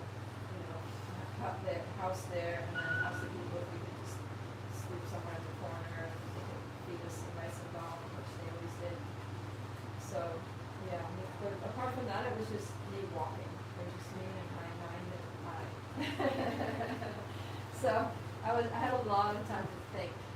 I was doing a lot of intensive praying at this point. Actually, this whole journey, like, yeah, in college I kind of like, my prayer life, my inner life of prayer kind of like was not so frequent, although it wasn't totally stopped.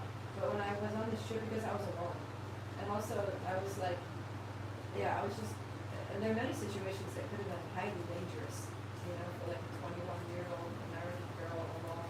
You know, I hitchhiked all up and down New Zealand, and I was just all over the place. I was very fearless, and so I was always praying.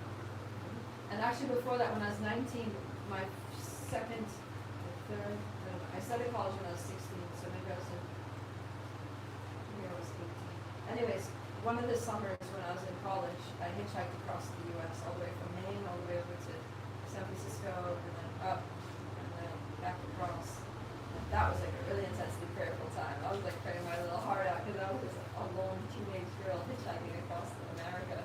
And yeah, that gave me like a lot of faith in God, because everything just worked out so magically. You know, it was just like so beautiful, and the people that I met were all so like amazing, and the experience was so good.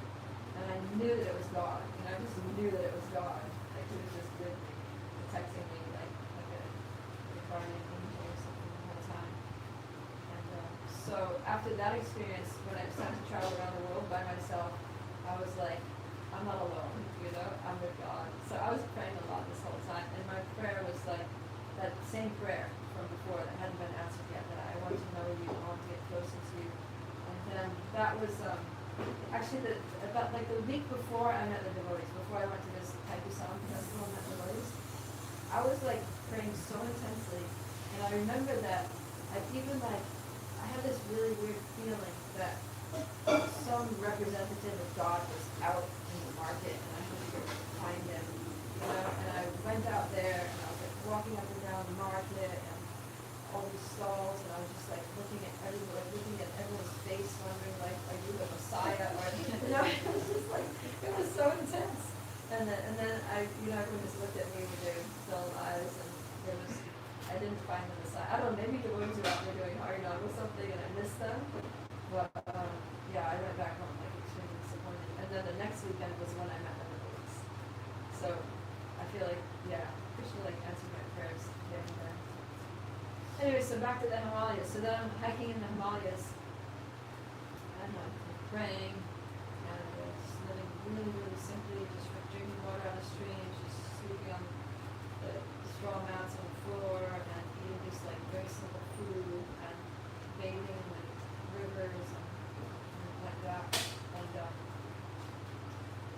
being like so impressed by people. Like we went to this one place, there wasn't even a village, it was just like maybe like 2 houses, and one house there was this old lady there, so we stopped there, and then she asked if we want some water. Of course we needed water because like we've been hiking, so we were thirsty.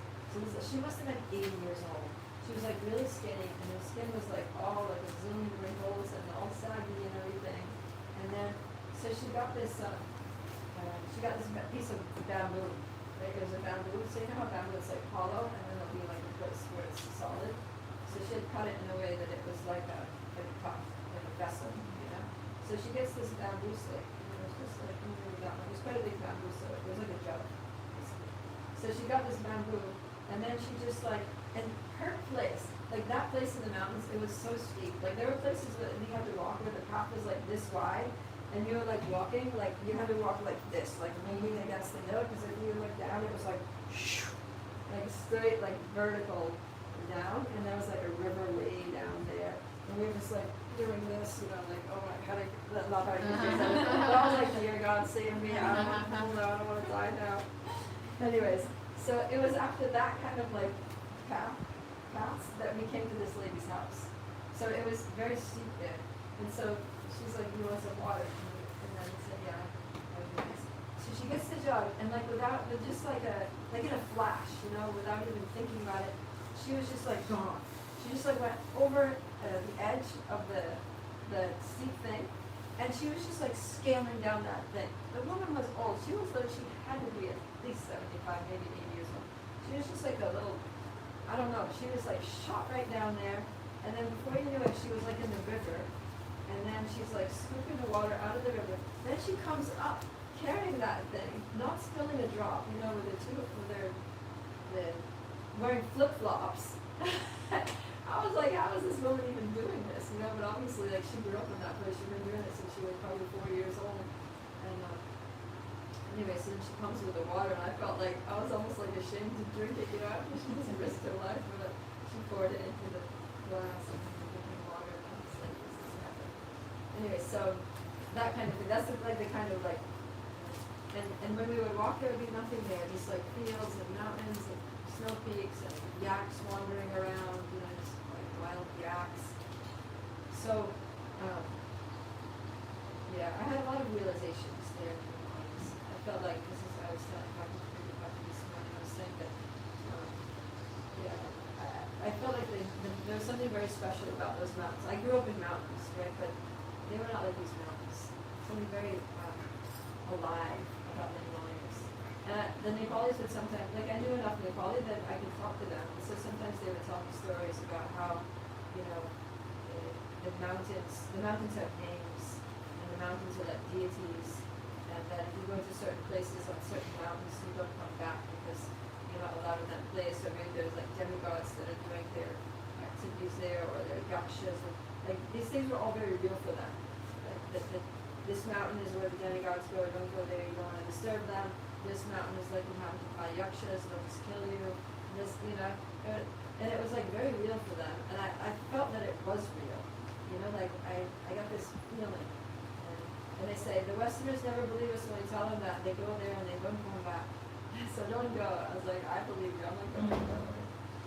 So, yeah, but I felt that there were definitely some kind of personalities, like higher beings in those mountains, or maybe the mountains themselves. You know, I learned later from the Srimad Bhagavatam that mountains are also alive, and they can move and they can fly, and there's like Govardhan, and there's the Brahma Hills, and there's the India Hills, and they're all like, you know, I mean, Srimati Radharani was like the daughter of India Hills, and, you know, like, they're great personalities in the form of mountains. And somehow these mountains just inspired me so much, and I mean, it's not that I heard them speak. It's not like, you know, Radha Swami is sitting on a stone in the middle of the Ganga and here's the Ganga saying chanting Hare Krishna. I didn't hear like the hills speaking to me, but somehow or other they communicated to me. And I had a lot, I was, you know, there was a lot of confusion in my life. I was thinking a lot about my future and what I was going to do, and I was just re-evaluating all of my plans and my values and things. And then big mountains and small me, and I was just like, I'm totally insignificant. You mountains have been here. You've seen so many people come and go, and, you know, families have children, and the parents die, and the kids grow up, and the kids die, and their kids grow up, and the kids die. Generation after generation of people being born and dying, and born and dying, and you're just still here, you know. And you've been here since, you know, God knows, since before the beginning of human history, and it's still here. And I'm going to be here for, you know, time immemorial into the future. And so I just got this sense of like eternity. You know, I got a clear sense of my own mortality. Like I'm just a tiny little speck. My lifetime is just a brief flash in time compared to these mountains that are practically like gods, you know, their eternality and their fixedness and their like resoluteness. And then I thought, well, what use is this little life of mine, you know? I was going to go to Harvard, and I was going to become maybe a famous research scientist, and maybe I was going to be a published author, maybe I was going to win the Nobel Prize even, or, you know, I could be rich and famous and glorious and whatever. And then I was like, but then I'm just going to die, you know, and who's going to remember me, you know, even if I, you know, even if I'm famous or a prize winner or an author, like, after a generation of humans, all the money that I accumulated will be lost, all the knowledge that I learned will be lost. And you're like, what is the point of all that? And then I started thinking, I need to do something that's going to have eternal benefit, and it's not going to be lost at the time of death. So I started really thinking very deeply. What can I do? Like, what achievement can I make that's it's not going to be lost at the time of death. And then it just came to me like from within my heart that there's this voice, this like realization that came. It was like, you have to serve God, right? You just have to devote yourself to serving God. And I think, see, it didn't come to me in those terms, but I'm pretty sure it was like the influence of Bhagavad Gita, because I read enough of Bhagavad Gita to get this sense of devotional service. And I remember the first time I went to the house program, very first house program, after the dinner, I went to talk to the hostess in her apartment, and I said, can I ask you a question? And she said, sure. I said, I've been reading in the Bhagavad Gita, and like practically every single paragraph it says something about devotional service. And this term devotional service comes up. Yeah, and I keep getting the sense that it's telling me the message is that I have to do devotional service. So what is devotional service? And then she said, well, devotional service can be, many different activities, just whatever you do for Krishna. Cooking can be devotional service, she was in the kitchen washing the pots after the meal, so like washing pots is devotional service, cleaning the floor is devotional service. But it wasn't like getting me, I was not like moved by those, like I was just thinking, everybody washes pots, everybody cooks, everybody cleans the floor, like, I've done that before, I don't feel that, like, that's something I would call devotional service. I didn't get like the Krishna thing, how you can do all these things for Krishna, and she wasn't explaining either, so I was just kind of like a little disappointed, and I was just like, okay, thanks. So, but then I went away with this concept of service, and I think it was for this, what I read about those books. So then I'm continuing to walk, and I'm like, all right, that's it, that's clear, got it, I have to dedicate my life to serving God. And then I started just thinking, well, okay, how am I going to do that? Because now I've been traveling, I've been observing people from different faiths practicing their religions, I've looked into different scriptures from different religions, and, I had the sense that, I had the understanding that there's only one God, and the different religions are like different ways to approach them. So I thought, well, because of that, it doesn't really matter. I just need to choose one. I just need to choose one path and just stick to it. So then I thought, well, I don't know so much about the other ones, but I was raised in Christianity and I've read most of the Bible and I'm familiar with that and I'm comfortable with that, and I do believe that Jesus is, real, and God that I learned about in Christianity is real. And I didn't go to those programs. See, when I went to those Hare Krishna programs, they didn't talk a lot about Krishna, so I didn't get a clear sense of like a lot more information about God. They mainly talked about like controlling the mind and karma, reincarnation, souls, and things like that. Materials, this is suffering. My life was good, I wasn't really suffering. I was not convinced that the material was a place of suffering. I was like, I don't know which life you've been living, but my life's pretty good, like I had good friends, I just wanted this fellowship, I'm traveling all over the world, like I had like a future, I'm gonna get a PhD from Harvard, I'm gonna be like really good. Anyways, so I guess I was a little proud, but anyways, I'm still now. But anyways, so I thought, well, that's it, and when I was a teenager in church, one time this founded Christian missionaries came and they did a whole like slideshow with all their adventures and the work that we do in this village in Africa or somewhere where they stayed, and we started this little makeshift like church, and all these people started coming and they started singing hymns and worshiping Jesus. And I was like, that's pretty cool. That looks like, fun, very adventurous, you can see the world and learn another language. So I thought that's what I'm gonna do. I'm gonna go back to US, forget about Harvard, forget about, climate change. I'm gonna go to Bible college and learn whatever you have to learn to become a Christian missionary, and I'm gonna team up with some other missionaries, and we're gonna go off and teach people about God, and make all the heathen into Christians, and so that was my plan. Alright, so then after that I went back to Kathmandu, and I was like, okay, it was time to move on. So my next project was supposed to be in Israel. So Nepal was like the alpine climate. I didn't have a university connection in Nepal, but I just thought I'd just explore like alpine plants and things informally. And then my next thing was, of course, Malaysia was like tropical and alpine. Anyways, then I was going to Israel where I was supposed to do desert, Middle East, right, wasn't it? Months. So I had this, the only ticket that I had to buy in addition to my around the world ticket was this ticket from Frankfurt, Germany to somewhere in Israel, because it was like, it was like somewhere going back a little bit. So I had bought that ticket. So I had to get to Frankfurt in order to pick up that ticket so that I could go. Okay. So then I went to the airport in Kathmandu and I just told them I need to go to Frankfurt. So they said, okay, there was a flight this evening, booked it, and so I got on the flight. But the airline was Cathay Pacific, which is based in Hong Kong. So then I had to go to Hong Kong, which is, Nepal's here, Germany's here, Hong Kong's over here. So I had to go to Hong Kong and then like that. That's what they're based.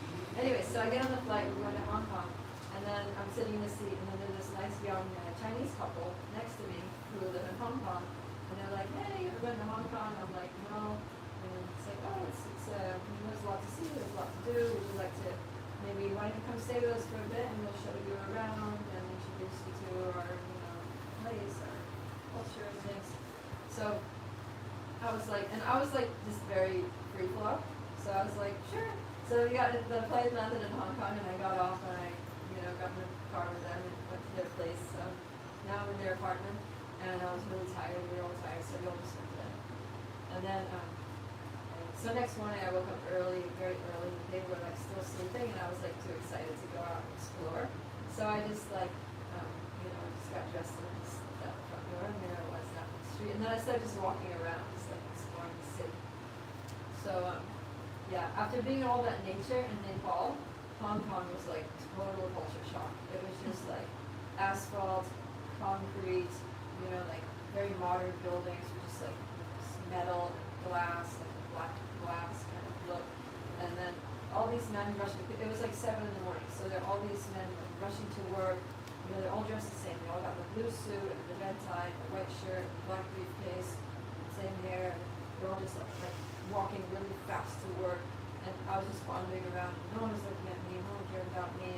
Which was very different from Nepal, where as soon as I would walk into the village, like everyone in the village would come out, and look at me and want to take a picture with me, like with my camera. Anyways. So, I was just like a non-entity, for a while. And then, so anyways, I thought, fine, these guys weren't working. Then I started walking. And then this one young man, he walked up to me, and he asked me where I was from. I said, the U.S. And he said, oh, please, can you help me? And I was like, help you what? I just got here. He said, I need to get out of here. I need to get to the U.S. It was 1992. It's like in 1995. At that time, Hong Kong was under the British rule. So they had it was kind of like a colony of Britain. So it was, like the European kind of economy situation. But he said in 1995, China's going to take over Hong Kong, and it's going to become communist. And then all these young people are thinking, I'm not going to have a career, I'm not going to be able to make money, they're going to take everything away from me, and I got to get out of here quick. So he said, please, write me a letter, give me a sponsorship, and help me come to the U.S. And I was just like, so bewildered. Anyways, I took his stuff, and he had the forms and the documents, he had 2 passport photos, he gave it in like a, a nice folder and everything, he handed me his folder, and I'm just like, okay, and just tucked it in my bag, and kept walking.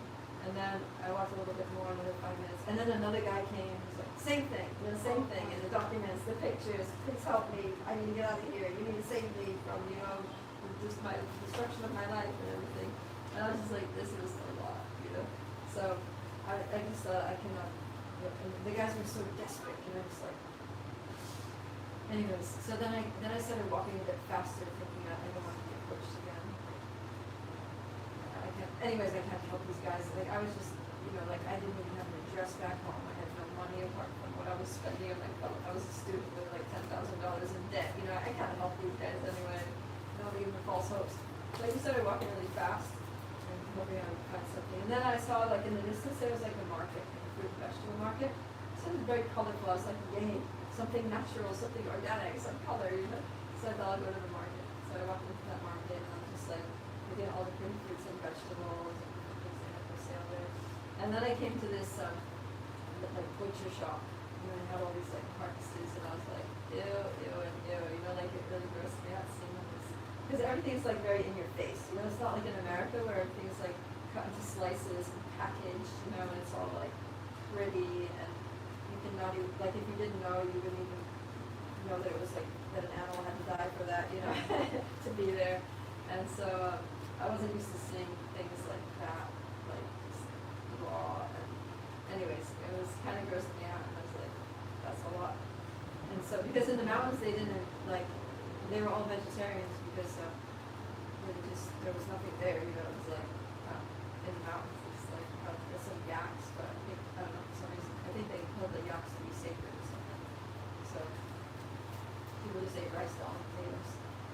Anyways, so I like looked away from those carcasses hanging there, and I just looked down, and then right in front of me, there was this plate, and there was like a brain, this brain, like sitting in a plate of blood, and I was just like, I'm out of here. You know, I just like made a beeline back to the apartment of these, you know, this nice couple that was hosting me, and they were just getting up and, you know, having their breakfast, and I was like, you know, I think it was very kind of you to invite me to stay, but I think like I need to get going. Can you just maybe take me back to the airport this morning, you know, continue my journey? And they said, oh, we're just running late. We woke up late and we're late for work, and we got to run to work, but we continue in the evening. You just rest here. You can wash your clothes, eat whatever you find here in the house, and just, you know, take it easy. We'll take it easy. Oh, okay. So then evening came. They came home and they took me to the airport. Then I get to the airport, and I had, so that by this time I had like gone on like maybe like 25 different flights, right? And like stopping in so many places. And every time, because I just had the one ticket, so I never had to buy a ticket. I would just show up at the airport, I would go to the airline desk, and I would tell them where I want to go, and they would just put me on the flight. And there was always a seat. Like I had never been told that sorry, there's no seat. They always just put me, it was either like maybe there's someone running an hour or 3 hours before, but I always went on the same day, like that. But this time I went there, and I said, I need a flight to Frankfurt, Germany. And then she says, sorry, there's no seats tonight. I was like, just not even one, I'm just like one person, can you squeeze me in? He's like, no, it's all booked, in fact, it's overbooked. So then I said, how about tomorrow? And then she said, no, tomorrow's also fully booked. I said, when is the next availability? And she's like typing and looking and typing and looking. She said, I'm really sorry, but not for another 2 weeks. And I was like, you've got to be kidding me. And then I said, okay, anywhere in Germany. Because my flight was in Frankfurt. I was like, anywhere in Germany, Berlin or Düsseldorf or wherever, you know, somewhere else. And she's like typing and looking and typing and looking. She's like, there's nothing. There's just no flights to Germany at all. And I was like, this is like unreal. I said, okay, anywhere in Europe. I just need to get out of here. So then she's typing and looking and typing and looking. And then after a while she's like, all right, there's a flight to London at 11 o'clock tonight. I said, I'll take it. So then I wait around and I get on this flight. And I'm just like, you know, arriving at Gatwick Airport. And I didn't know what I was going to, because everywhere else I had kind of like plans, you know, people that I knew, or, you know, I was at least planning to, I had a mental, like a vision of where I was going to go and what I was going to do. And London was just not part of my plan. It just came to me out of the blue, like, okay, you're going to London, now what? So then, I talked to some people at the train station, and they're like, well, this is not really London, this is just Gatwick, it's like in the middle of nowhere, so you need to get a train. So I got a train, I got off at Victoria Station, and I'm like, okay, now what? So I went to like they have like a welcome area, because a lot of people arrive in Victoria and they're foreign tourists. So they have like a, you know, visitor center, like a welcome center for visitors. So I'm there and I'm like just looking around for some, you know, some clue of like, some inspiration for like where to go and what to do now in London or where to stay, because I'm going to need to stay somewhere tonight. And nothing was really like striking me. And then all of a sudden I remembered that girl, you know, that I met in Malaysia, that her husband read my hand, they lived in London, because he was British, she was American, he was British, and she told me they lived in London. So I was like, oh yeah, I know someone in London, that girl. And then I sat in the swings with her and told me about Brahman Parmat Bhagavan. And she had given me her address. So I, you know, in those days, this was before smartphones or anything like that, so I just had a little paper book, you know, with A here, B here. So, and her name was Kalavati, I remember that. So I opened up to K, and there it was, and the address was 10 Soho Street, London. So I was like, okay, I better. So then I was in the visitors information center, and they had all these map books, like London A to Z. They had all the street names, you know, like old looking houses. So I bought one of those, and then I looked up in the index Soho Street, and I turned to the page, and there it was. So I was like, okay, I'm gonna go to Soho Street, and I'm just going. So I just walked from Victoria Station to Soho Street, which is like a hike, you know, it's like miles across London city center. Anyways, I was like pretty tough after walking in the Himalayas for a week, so I was like strong. So anyways, I got there carrying my big backpack, and I show up at the door, and I said I'm looking for this girl Kalavati that she told me that she lives. Well, first I got there, and I'm looking at the place, thinking that it's going to be like an apartment building or something, you know, a house. And I get there and I look at it, it's like Radha Krishna Temple. I'm like, okay. So I go inside and the receptionist is there. I said, I'm looking for this girl Kalavati. She said she lives here, but I don't know if there's anyone at the hospital that she lives here. I said, well, she doesn't exactly live here, but she works here in the women's restaurant, and she'll probably be coming in the evening, so if you want, you can just, it was maybe like, it was around noon. So she said, if you want, you can just like hang out, and when she shows up, then she's just here. I said, yeah, I mean, I don't really have anywhere else to go, and I was hoping to maybe like stay with her, so I'll just stick around. She said, oh, if you want, I can show you the temple. So she took me upstairs to the little temple room and brought along the Nishbar. Actually, a funny thing happened was she opened the door. So when you open the door of the temple, the first thing you see is Prabhupada Murti. Okay, I'd never seen a Prabhupada Murti before because this was the first time I ever entered the temple. So then, but you know, I had bought that Bhagavad Gita and the other books and Prabhupada's pictures on all the backs of all the books, right? So then I walked into the temple room. And I see Prabhupada, and then I'm like, hey, I got your book. I just like started talking to Prabhupada, like as if he was like, you know, a guy sitting there. And then I'm just like talking to him like, yeah, I got your Bhagavad Gita back when I was in Malaysia, and I looked at it, and it was really interesting, and it really, and then the lady's just like, he's not alive. And I'm like, what? She said, yeah, I know he looks very real, but he's just a statue, you know, just like a plastic resin statue. And I was so embarrassed. I was like, okay. I was like, it's alright, he appreciates that So then she shows me the deities, and I was like, the deities were like, didn't make any sense to me whatsoever. The first time I'd ever seen deities in my life, and I just looked at them. She was like, this is Jagannath Bali Sagat, and I was like, alright. Ronald and Minister, I was like, okay. So then, anyways, then we went outside, and some devotees were coming down, and they were all excited about something, and then they're like, they saw me, and they're like, oh, hey, we're going to Harinam, do you want to go? And I was like, what's Harinam? So then they said, well, we're going to go out to Oxford Street, and we're going to go walk all the way down and all the way back, and we're just going to be singing, playing instruments, and singing, and dancing, and chanting Hare Krishna. And I was like, that sounds fun, sure. So I went to Harinam, and they gave me the car towels, and I'm like, and then there was one Prabhupada disciple, this like super heavy Prabhupada disciple, and he didn't like the way I was playing car towels, so he was like leading. So he turned around at some point and just like looked at me like he was gonna like burn me to a crisp with his glance. And then he didn't say a word. He just took the car towels out of my hand, and he went, and then he looked at me like, and then he gave them back to me, and I was like, and then he went, and then he went back to singing, and then the whole rest of the time I was like, playing the cartels, and occasionally he would look back and then smile at me because I was playing them nicely. Anyways, I learned how to play the cartels real quick. So, anyways, that was fun. I like the Harinam, and I wasn't so used to singing, so it was like interesting to like sing on the street, and felt like it was good. Felt good to sing on the street like that. So then I got back, and then they said, so now it's time for the lunchtime program. They said they're going to be doing a class, actually they're probably finished, they're going to lunch soon. So the word lunch was a really good word for me to hear, because I was like starving. I hadn't eaten a thing since like Hong Kong. And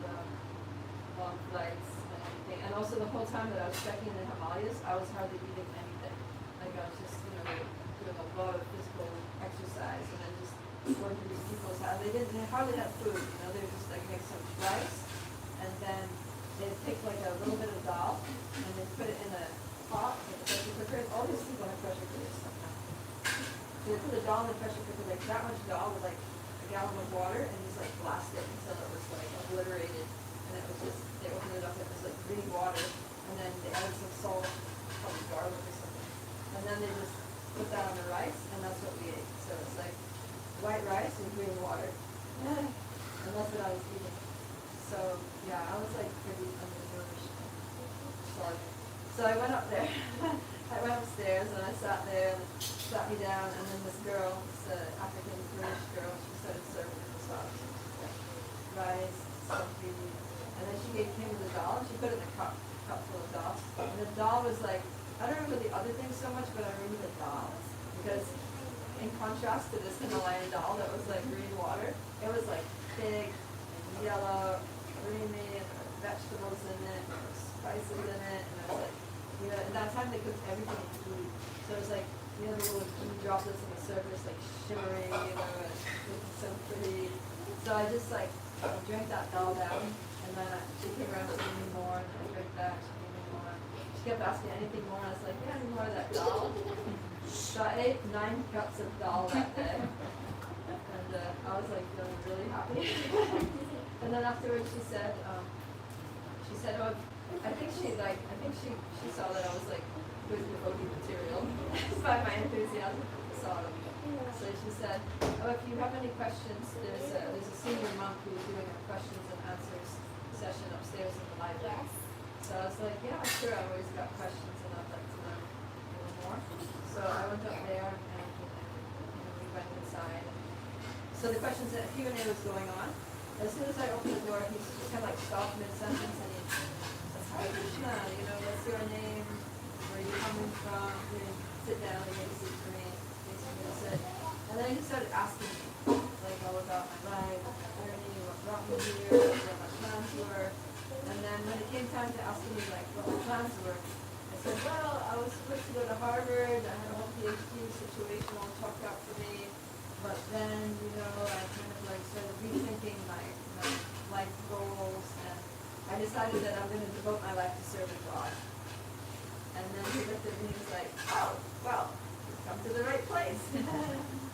But then he said, and just how exactly were you planning to serve God? And I said, well, yeah, I lived in different religions, and I did a lot of deep thinking, and I decided that, all the religions are going the same direction towards the one God, and so you choose one, and because Christianity is more familiar to me, I decided to be a Christian missionary. I was like, okay, sounds like a wise decision.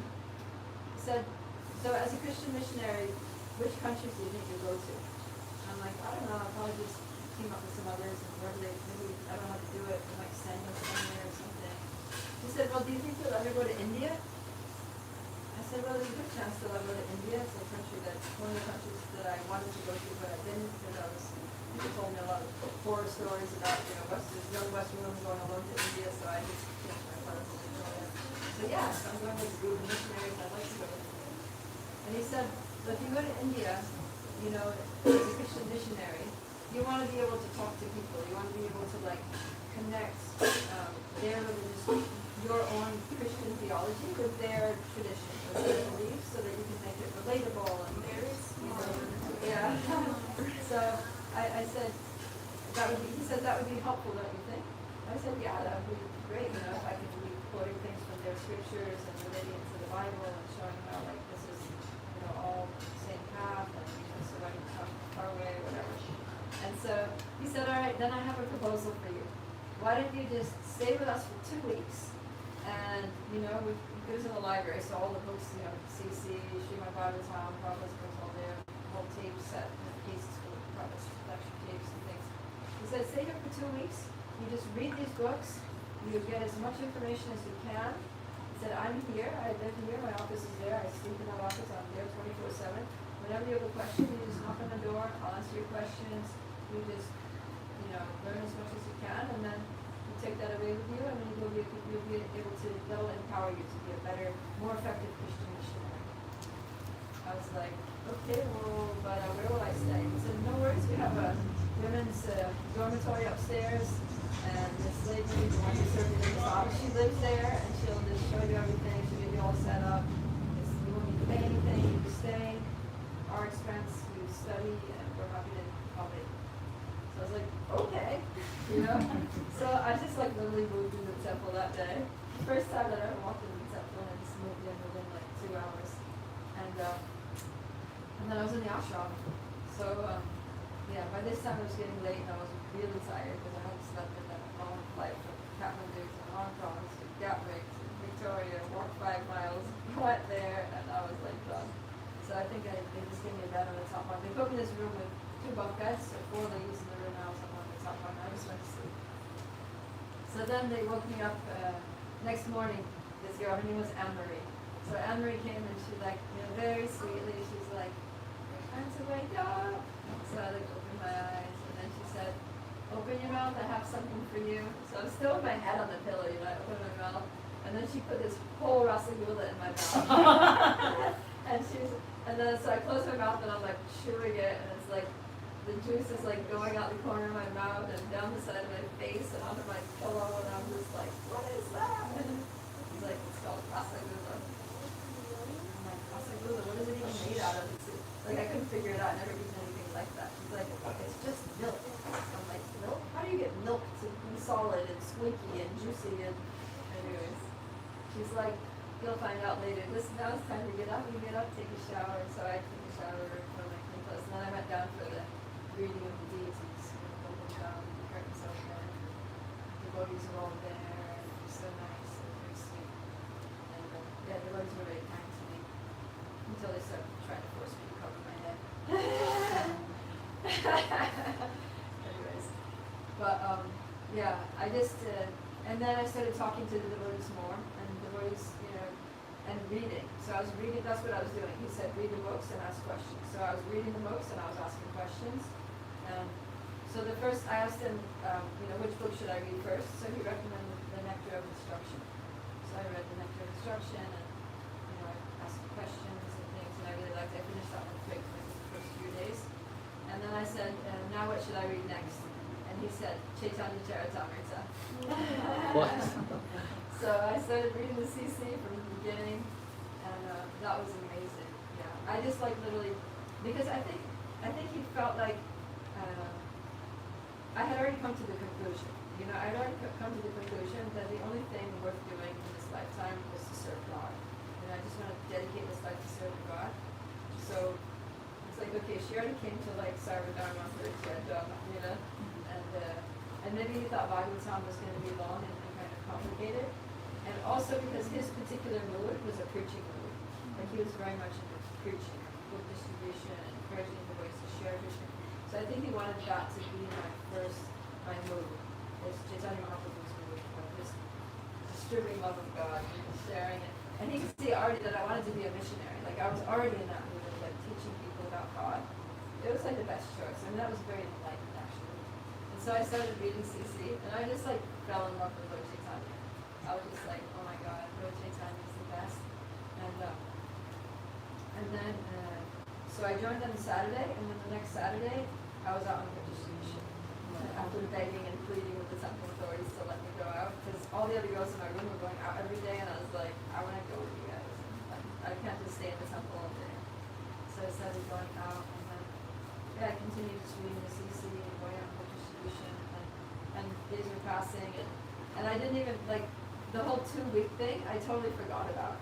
I just got so swept up in you know, Lord Chaitanya's mercy and Krishna consciousness and kindness of the devotees and delicious prasadam and kirtans. And at that time the temple was it's London Temple, and it was just full of like British devotees. It was all like local devotees, and they were so fired up, you know. There was just like, and there was like maybe like 15, 20 full-time Sankirtan devotee brahmacharis at the temple, and then we had the girls that were going out, and the ladies' ashram was packed with like enthusiastic young women, and yeah, it was just like so dynamic, so vibrant, so alive, and everybody was in this preaching mood and service mood, and yeah, it was really like invigorating to be there, and like waking up at 4 in the morning, and going down to Mangalarti, and doing all the kirtans, and also because remember I was into plants, right? I was really into plants, so one thing that really like convinced me that this was a religion for me was after Mangalarti, they brought out this little tree, and they like put it on a beautiful little stand, and then we all worshiped the tree. I was like, oh my God, this is my religion, tree worshippers. So I was dancing around little Tulsi Devi. I had no idea who Tulsi Devi. I just thought it was really cute that they worship the plant. I was like, God, everything about this religion is perfect. And the other thing was that one thing that frustrated me about Christianity actually when I was, my youth, was that you go to church and that's like great. Like I'll go to church and Reverend George Gushers, he always did this amazing sermon, and I feel so uplifted, so inspired, and really like feeling like my heart was just full. And then walk out, and then you just go home and turn on the TV and eat some donuts and watch the football game or something. And it's just like such a downer. The whole rest of the week was just like such a drag, all the mundane stuff. And then you go to school and there's a whole social scene and girls talking about boys and clothes and hair and the latest movie they saw, and it's like, ugh. So I really wanted to.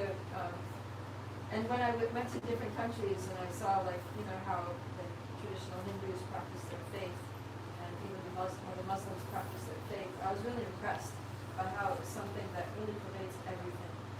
Every single day, multiple times a day, going to temples, offering prayers, doing rituals.